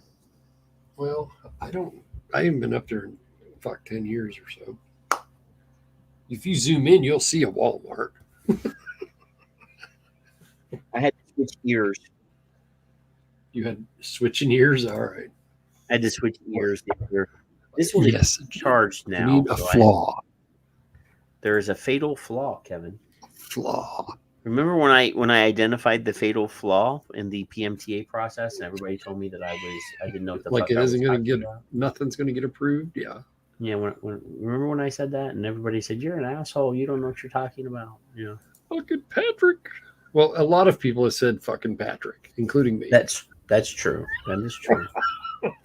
My mother, Lovingly, of course. Well, yeah. my mother does it all the time, but I should call her. That's what you should give me her phone number. Have a discussion about you. That'd be fun. I should just put my mother's phone number in the chat so that everybody can call my No. mom and say how awesome I am. I'll talk to her first, then I'll put it in the chat after. Once I straighten her out, and then she straightens me out. Oh, dude, my mom is Dollar she's quite fiery. Quite I fiery. probably like her better than you, and I would preface the conversation. Oh no, my mother would I guarantee you my mother would like every person in the chat room and you better than she likes me. Good. She would always take your side in a dispute. I've called that number. Jenny. Yeah. All right, so we've got a convenience store article from Australia. Yeah. Or New Zealand, one of the two. And it's C&I Convenience and Impulse Retailing. Mm-hmm. And over here it says, over 40 leading experts issue warning over new vaping laws. Mm-hmm. And this is to the Honorable Mark Butler. In an open letter to the Honorable Mark Butler, 45 leading tobacco control and addiction experts have warned of the consequences of the new vaping laws. Penned by Dr. Colin Mendelsohn, damn, Colin has been busy this week, founding chairman of the Australian Tobacco Harm Reduction Association, and co-signed by 44 other leading tobacco treatment, public health, and addiction experts from Australia and New Zealand. The letter asked Butler to reconsider his proposal to further restrict access to nicotine and vaping products in Australia. They warned that in their view, this approach would have serious and harmful unintended consequences for public health. I argue that they know those consequences are going to happen and they fully intend them to happen. They are encouraging a black market that they know will occur so that afterwards they can say, look at those vapors. They're breaking the law. We have to stop them because they're breaking the law. And we're going to have to make even more restrictive laws so that we can crack down on them because, damn it, we know what's best for them. We need to recognize that overly restrictive policies will have counterproductive results. The current prescription-only model has been disastrous proof of this problem. Implementing more severe restrictions on vaping products will only spur the black market and reduce smoking quit rates. Excuse me. We urge lawmakers to urgently step in and place a stop to the proposed crackdown and listen to the expert advice from tobacco control and addiction experts, including the Australian National Advisory Council on Alcohol and Other Drugs, on this crucial issue, said Dr. Mendelsohn. In emails obtained by the Sydney Morning Herald and the Age under the FOIA, it's not FOIA though, Freedom of Information Act, ANACAD, voiced its concerns over the government's current vaping policy. The Advisory Council's view is that further bans will make the black market worse and that sensible, balanced regulation is the way forward. In the letter, the experts listed the likely outcomes of the proposed changes, be that the black market will continue to import and supply unregulated and potentially unsafe nicotine products to adults and young people. People who smoke will have greater difficulty legally accessing nicotine for vaping, a far safer alternative. Some former smokers who currently vape will return to smoking. Uh, Uptake of the prescription model will continue to be low. Smoking rates will decline more slowly. Increased smoking related death and disease will result, and the model will ultimately fail. I think we could identify every one of those actual repercussions there. We've always said that people. What is this? Sorry, kids. This old bird needs to hit the hay. I was up at 5:30 this morning. Me too. And my 5:30 is earlier than your 5:30 because you live on the West Coast. Really? Janine. Yes. The letter stated their belief that a well-designed adult consumer regulatory model is most likely to achieve the two goals all parties seek, i.e. making vaping products readily available as a quitting aid for adults who smoke and minimizing the access to young people.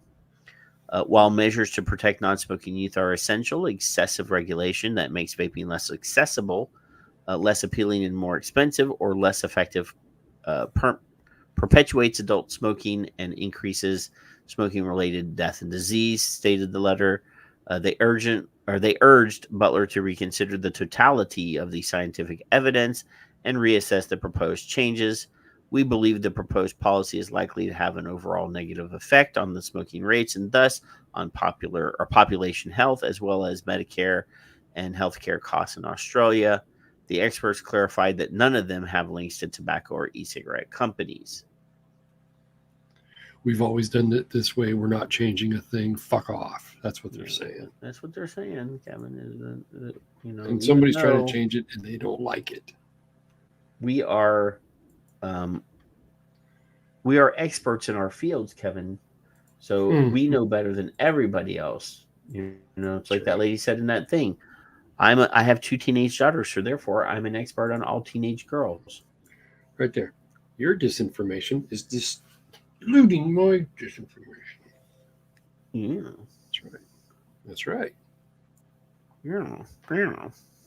Stop trying to mess around.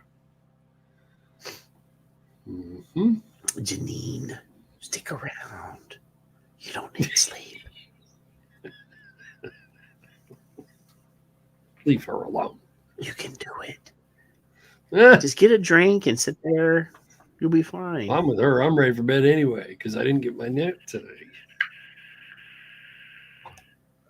Well, we've only been here 2 hours, Kevin. We're only halfway. None of my concern. No, we're not halfway. Bullshit. Let me review my Twitter. Let me review my tweet, Kevin. Make sure that I closed it out. Oh no, 32 people have now seen it, but only 3 retweets and 2 likes. I'm sure your friend will see it. Your friend will see it eventually. It'll be okay. Everything will be fine. Maybe he won't block you either. He's kind of stupid. I don't block people. I don't have him blocked. Otherwise, I have him muted. Yeah, I have him muted. But I don't even know he does anything until someone else mentions something. One of you chuckleheads will comment on it, and then it'll show up on my thing. I don't even know who else I have. I have 2 or 3 people muted that I can think of. I've blocked a number of people that are just dumb as rocks. Yeah. But for me to block you, you got to be awfully dumb. Because I like humor, If you're annoying the fuck out of me for no reason, then yeah. If you're trying to sell me something, then yeah. We have this whole Mad Cat or Vape Cats tweet of the week thing that we need to discuss, Kevin. I'd love to see yours. I can't wait. Well, I This is the can't one- nominate myself. You won't let me. So No, I'm just curious as to what you found. That's all. well, I mean, What you saw. you chose Yeah, tweet number 3 of a numbered tweet sequence right. as your nomination.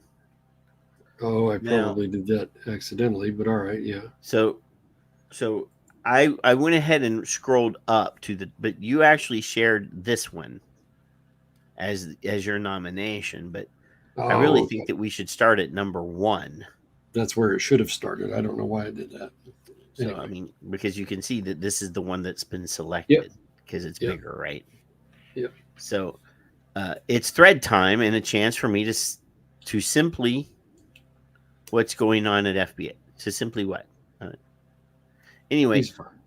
1, I want to speak with Brian King, the amazing director at Center for Tobacco Products. This gentleman truly deserves the spotlight. So then we scroll down. 2, imagine something for a moment. Imagine simply being Brian King. Imagine being this wonderful public figure who looks down upon 15 million vapors from his bureaucratic perch and tells them that none of the flavored products they use will pass his onerous tests. 3, not a single company out of thousands, not Altria, not Reynolds, not My Blue, which is Fontum, not JIT, not the Logic, not one small business, not one medium business, not one pod-based device, not one open system, not one disposable, not one bottle of e-liquid, zilch, nada. Zip. 4, these applications ranging in cost from $10 million to $100 million have all been. Now, to be fair, Todd, some of those applications cost nothing to provide because some of them were cut and paste jobs. Let's be fair. Not all. I mean, some of them, I know people that put in their PMTA and put no effort into them. And they're still angry that they didn't get approved. But anyway, these applications ranging in cost from $10 million to $100 million have all been denied.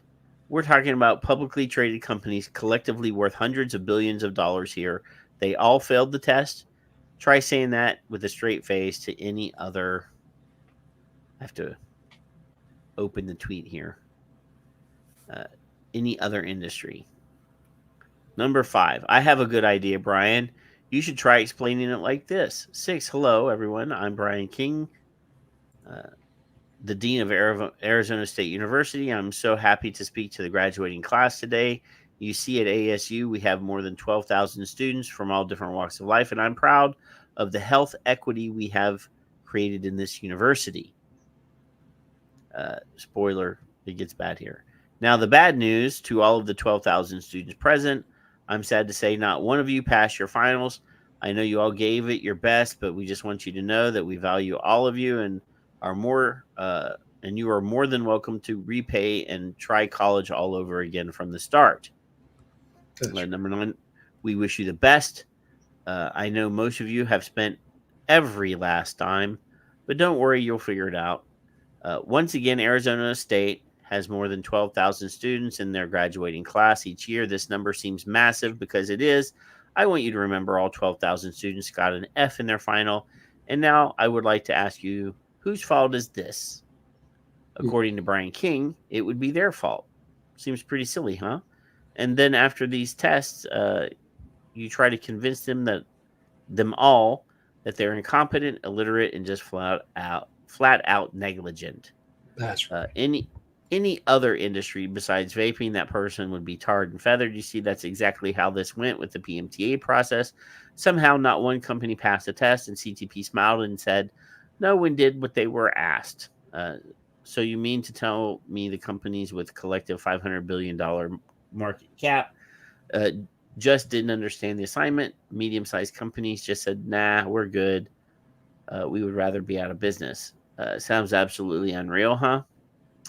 Thanks for my Twitter talk and good glimpse into my life for only 15 bullets. Oh, good Lord. Yeah. Bleak. I was going to say, get out of there before you have to say something. Well, I have to go find mine. I forgot. It's a good way to for me, that was a good feeling of what it does seem like. Well, yeah. To me. I don't think everything was exact and accurate, but I can't. Now, again, I can sympathize. Don't get me wrong. I can sympathize. Mm-hmm. However, you can't be. You cannot have been around and not know that this was going to happen. Right. Generally. We warned you. Like, we told you this would happen. This was going to happen. And everybody, there were people that thought that this was fair, that this was going to be fair. They can't say no. But, it is what it is. We told you that it was going to happen. They told you when they announced the deeming, they told you.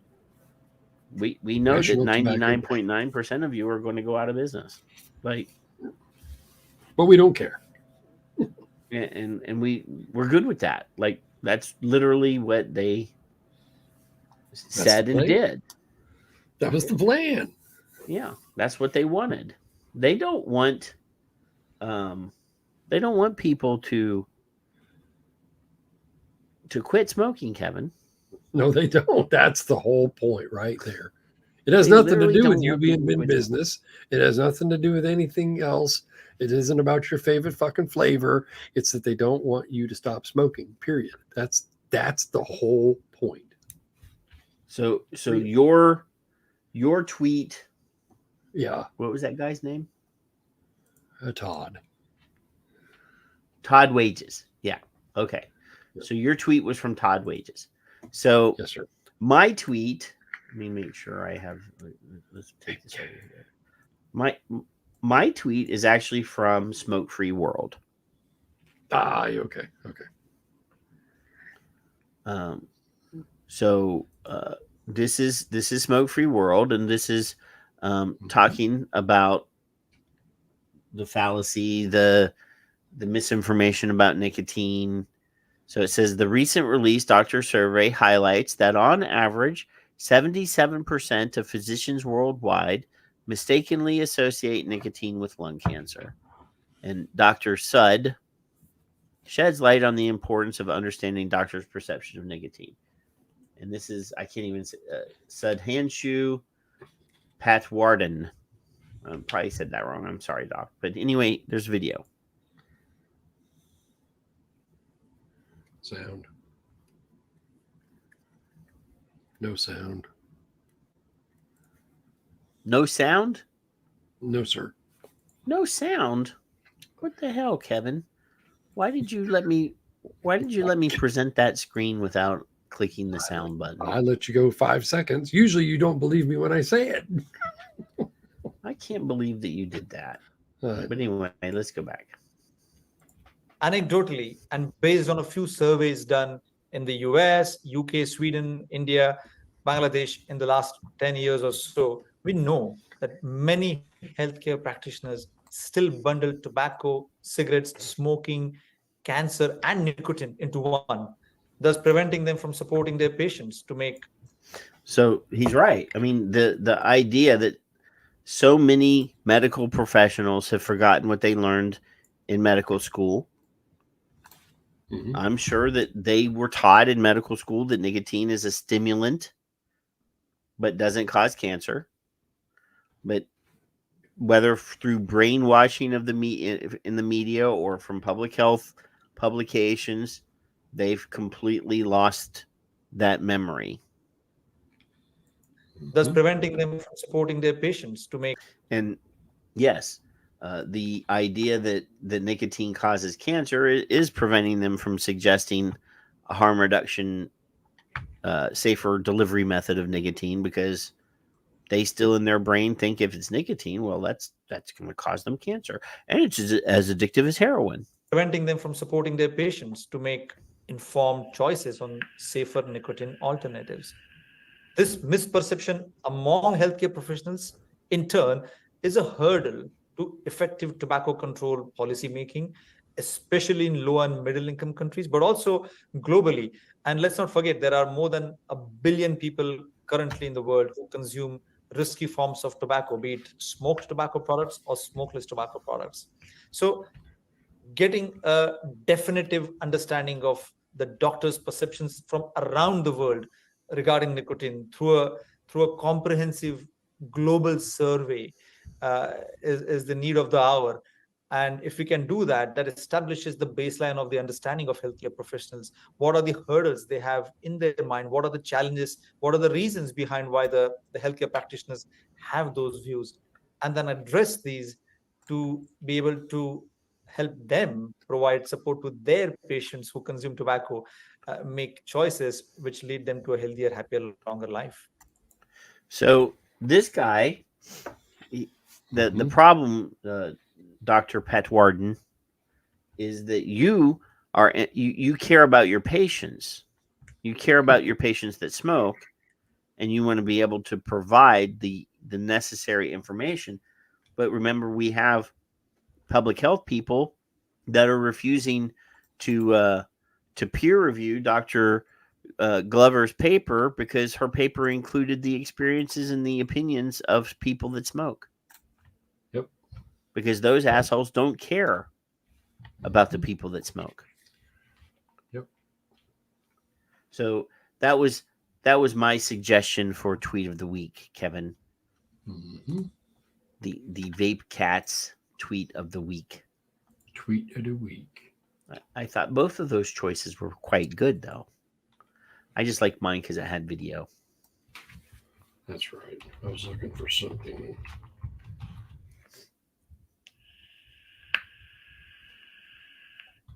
Oh. All right.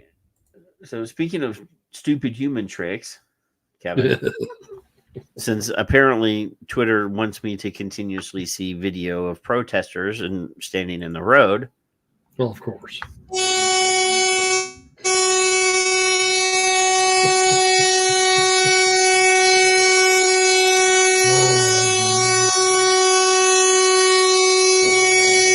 Now, how stupid do you have to be to stand in front of a bus and lean against the bus and not get out of the way? Like, these people here are standing with their backs leaning against the bus. You do realize that bus does not notice that you're there. No, like that bus is not feeling your resistance. And if this man behind the wheel just goosed the accelerator just a little bit, or sneezed, or you fell a couple, I don't know what a bus weighs, but I'm sure it's in the tens of tons category. That bus probably weighs about 20,000 pounds or so. I was going to say 20, 30 probably. 20 or 30 ton bus is not going to notice you when you crunch under the wheels. I'm just saying. I guess I don't know where you said the UK. If you're going to protest, you have the amendment says you can do your thing. Now, you remember, Kevin, when we were talking to Sherman, when they were originally talking about the vape march thing in DC, and we suggested coffin.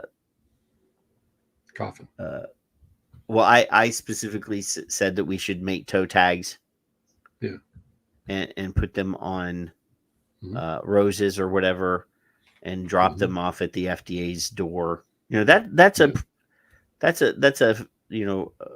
that would be a protest that has some sort of visual weight to it. A bunch of dumbasses standing in the road. No, I don't understand that. Yeah. Why are you impeding traffic? Why are you impeding traffic? You're preventing people from. So you're not getting any sympathy for whatever it is that you're protesting by preventing people from doing their job. You want what you want. All you're doing is don't want others to have what they want. You're just removing the idea that those people might be on your side because you are going to piss them off if you make them late for their job. Exactly. So, which is why I didn't understand the protests the past few years. The majority of what was on the news, at least, I did see some that were peaceful, and I was like, "That's what you do. Look at this. This is perfect." Yeah, we had one standing here in front of a moving bus is just a stupid idea. There was a group of people that picked a street. It was very well organized. It was very peaceful. And I was applauding that because that's what you do. Peaceful assembly, I believe, was the exact wording. And you go do that. And like Steve said, the Yellow Jacket's not going to protect you if you're being stupid on the fucking road. Yeah. So that's like a bulletproof vest right there. That orange vest. Speaking of bulletproof vests, driver reported waving gun at motorist, only had menacing vape pen, said Euclid police blotter. That's not the first time somebody's been killed over a vape pen. Euclid police were called July 14th by a woman who reported she saw a man driving Interstate 90 who was brake checking and waving a gun from his car. When police investigated, they found in the car was a vape pen. Here is the police blotter for Euclid Police Department on July 10th through the 16th. Police received a call on July 14th reporting a man was brake checking and waving a gun. The woman who made the report followed a car from I-90 to East 22. So not only did she think a guy was waving a gun at her, but then she followed him. Okay.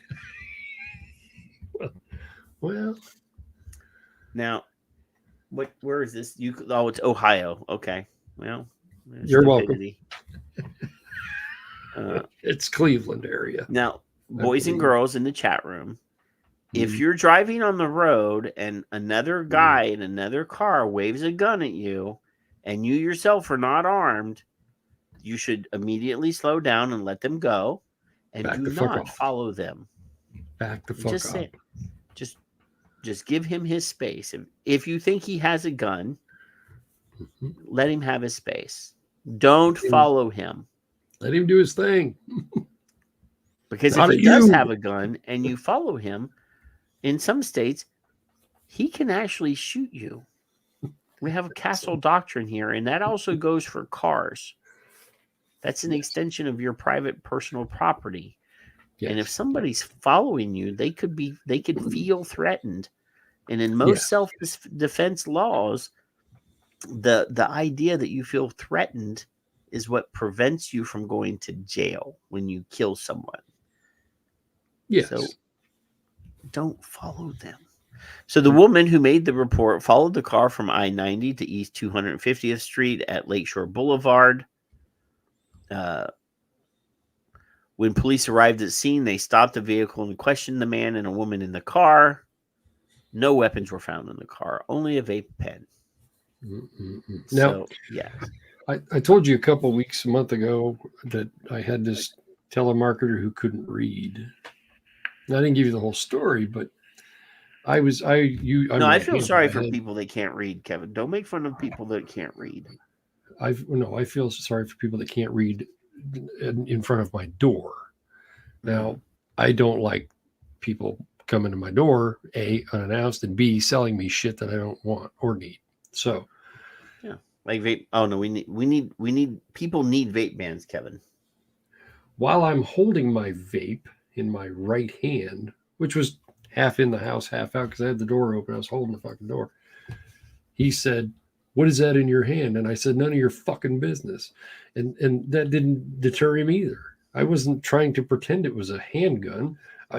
That was in my hip. It was never brandished.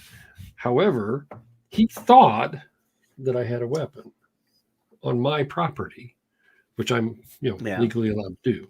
So anyway, fuck off. Oh, here comes the pigeon. You're legally allowed to have that in your personal private property, Kevin. I'm allowed to have it pretty much anywhere but government property. You can even have a pigeon if you want. I could. I don't like pigeons. So speaking of products that you need, there's your, vapeband.com. Did you The see hashtag what I did clusterfuck over vape bands Yeah, that's right. are $4 for Look. a set of 2.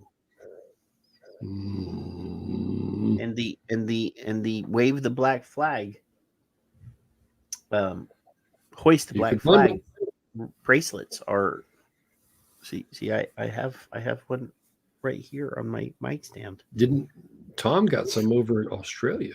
Yeah, I know. Poor guy. He had to pay probably New more Zealand. for the shipping than the actual product was. Yeah. Did you quote tweet me?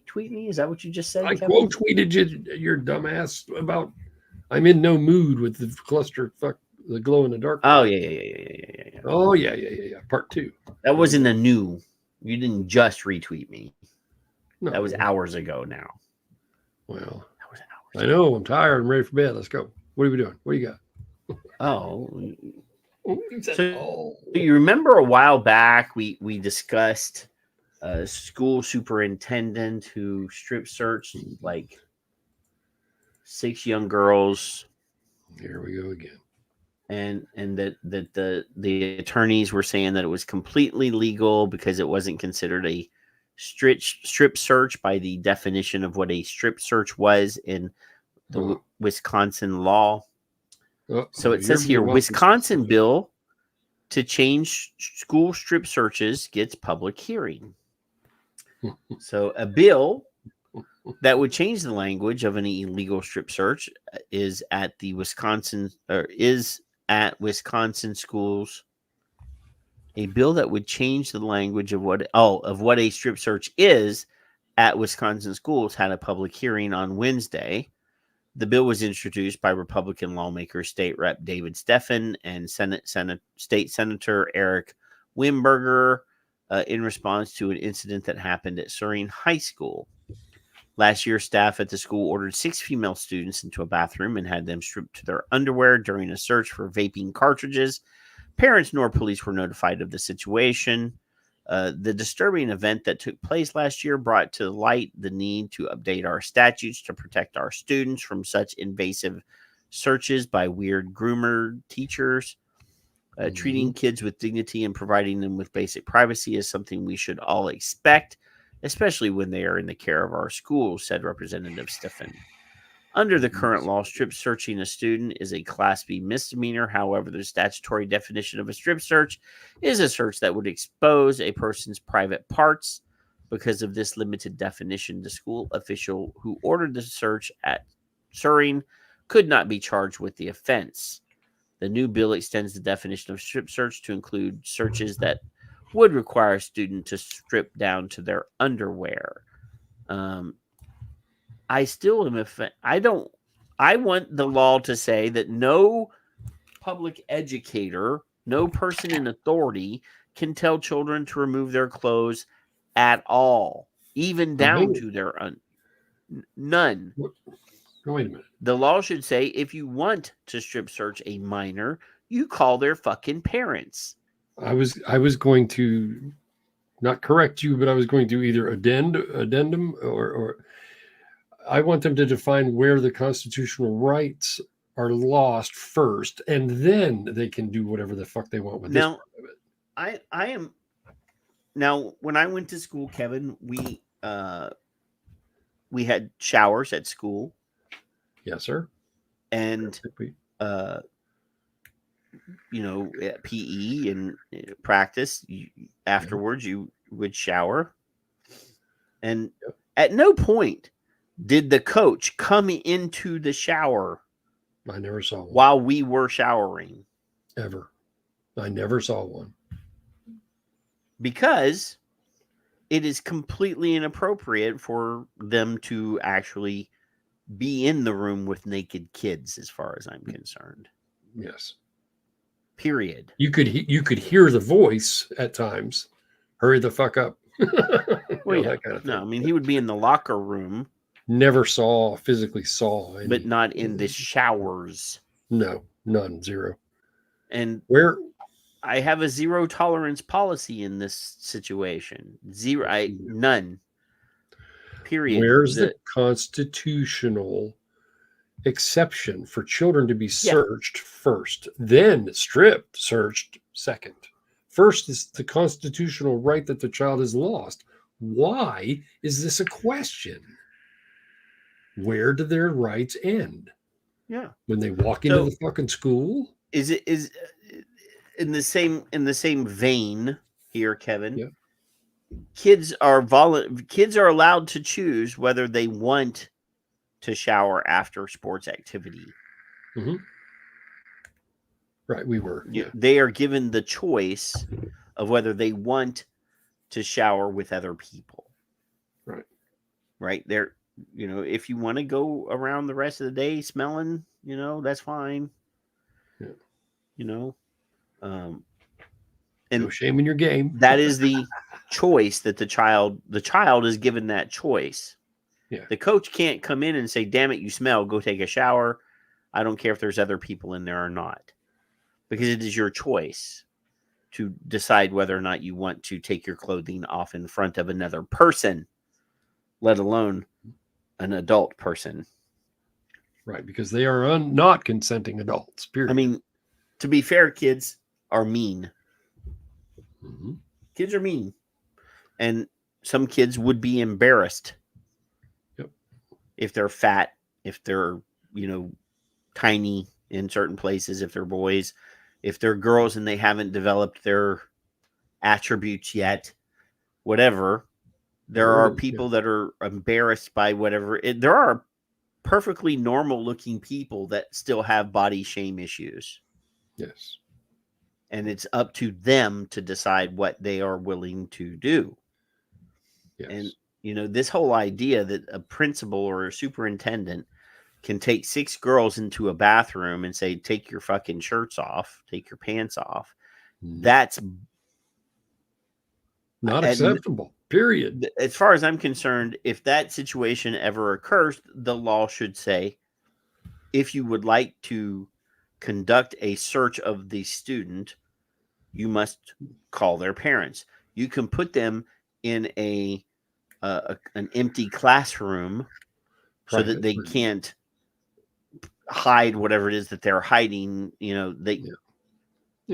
until their parents come and say, okay, mom, your little girl or boy or whatever may or may not have something that they're not supposed to have. We think that one of these 6 children have him.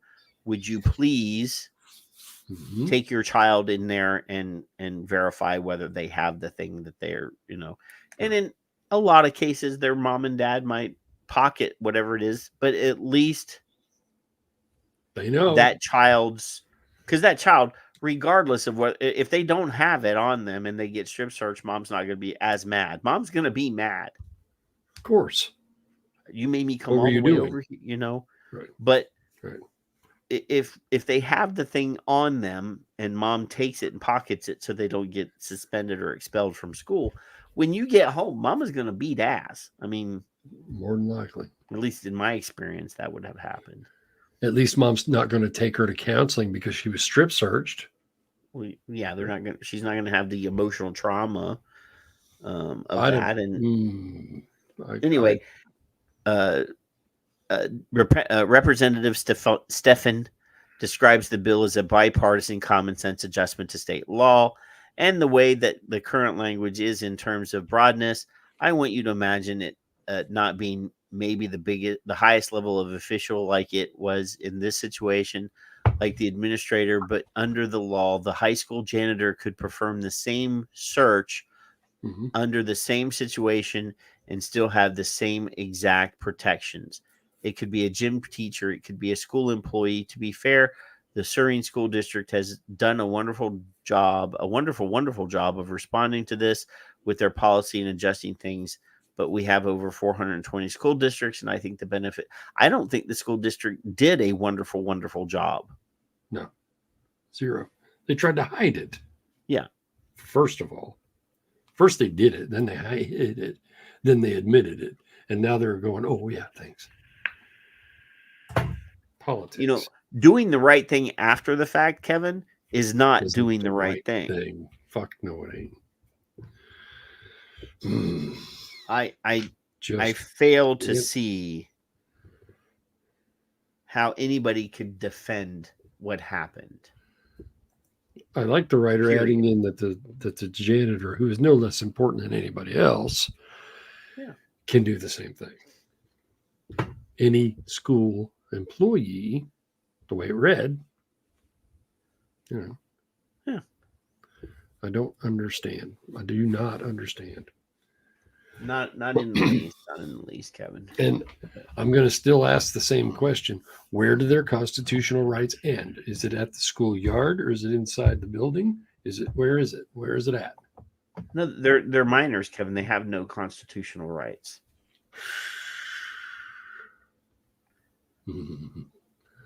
According to them.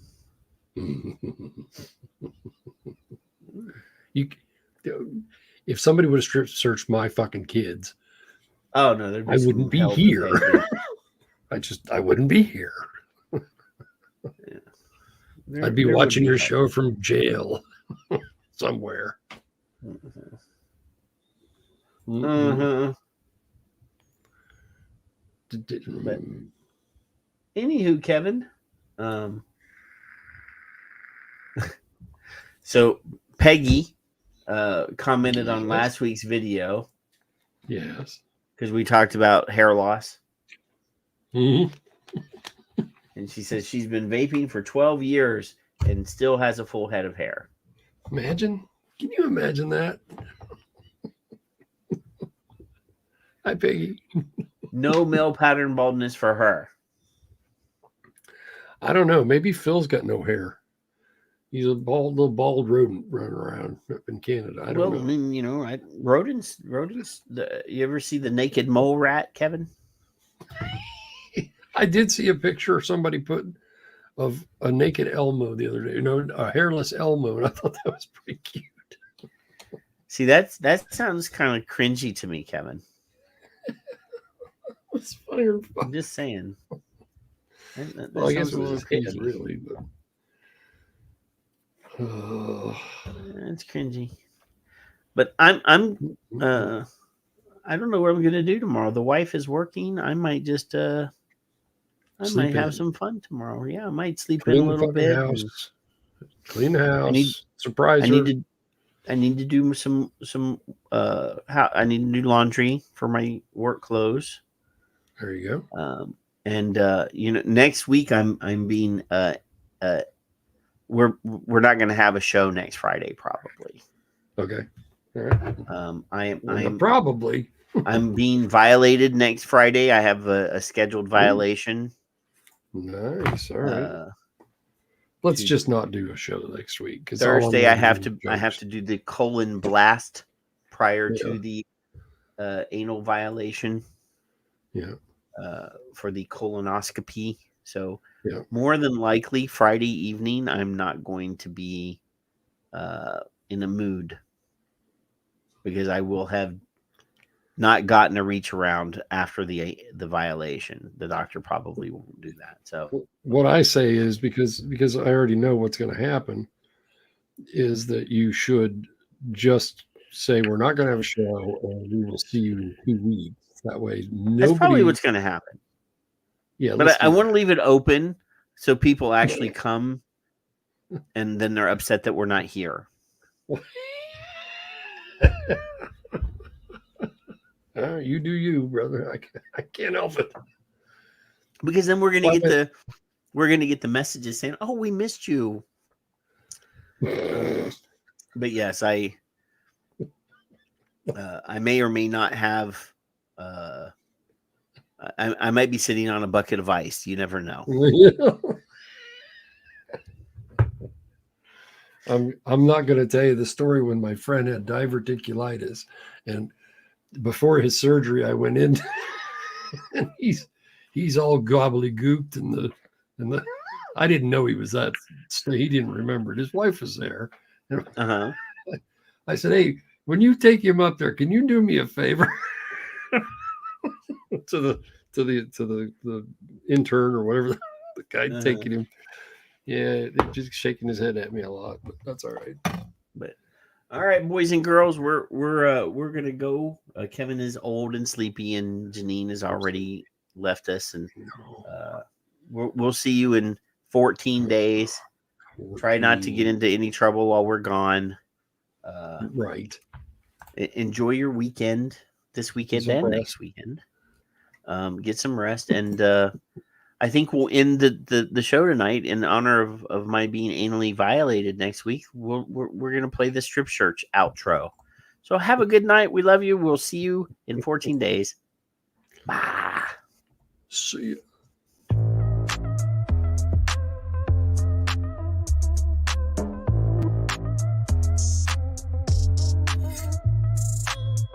We are one nation under God, and knowing that inspires us. It inspires us to look within and find that fundamental respect and care that we should have for one another. Bring your hands up for me. Okay, good. Check the armpits. Take your time. Look carefully. Okay, bring them down. Okay, let's spread your legs a little bit wider. Okay. Okay, lift your penis for me, please. Okay. Testicles. If he's uncircumcised, ask him to pull back the foreskin. Let's turn around. Look at the neck, back, spinal area, and buttocks. Okay, bend forward for me, please, and spread your buttocks. Look for anything inserted. Observe any constricting of the rectal muscles, which may indicate the inmate is straining to retain something. Okay. You may see a thin string, indicating something is there. If you have any suspicion, ask the inmate to squat and cough deeply, which could dislodge it. If you're still suspicious, call for a medical search. Squat for You're me. not authorized to make any intrusion into the inmate's body orifices. Who's going to protect our children? DA Edward Burke cited Wisconsin law in a report stating what happened in Suring does not meet the definition of a strip search. Having children stripped down to their bra and underwear is not okay in Wisconsin or any other state. My youngest, he said the other day walking into school, he was shaking. Green Bay-based school law practitioner Tony Stefik says school officials are not required to notify parents of a search. Some people would say, well, you're in the office. You need to call me before you question my child. That right doesn't exist. We are not subjects or slaves of those who govern. And by God's grace, we are free. And we will fight to remain free.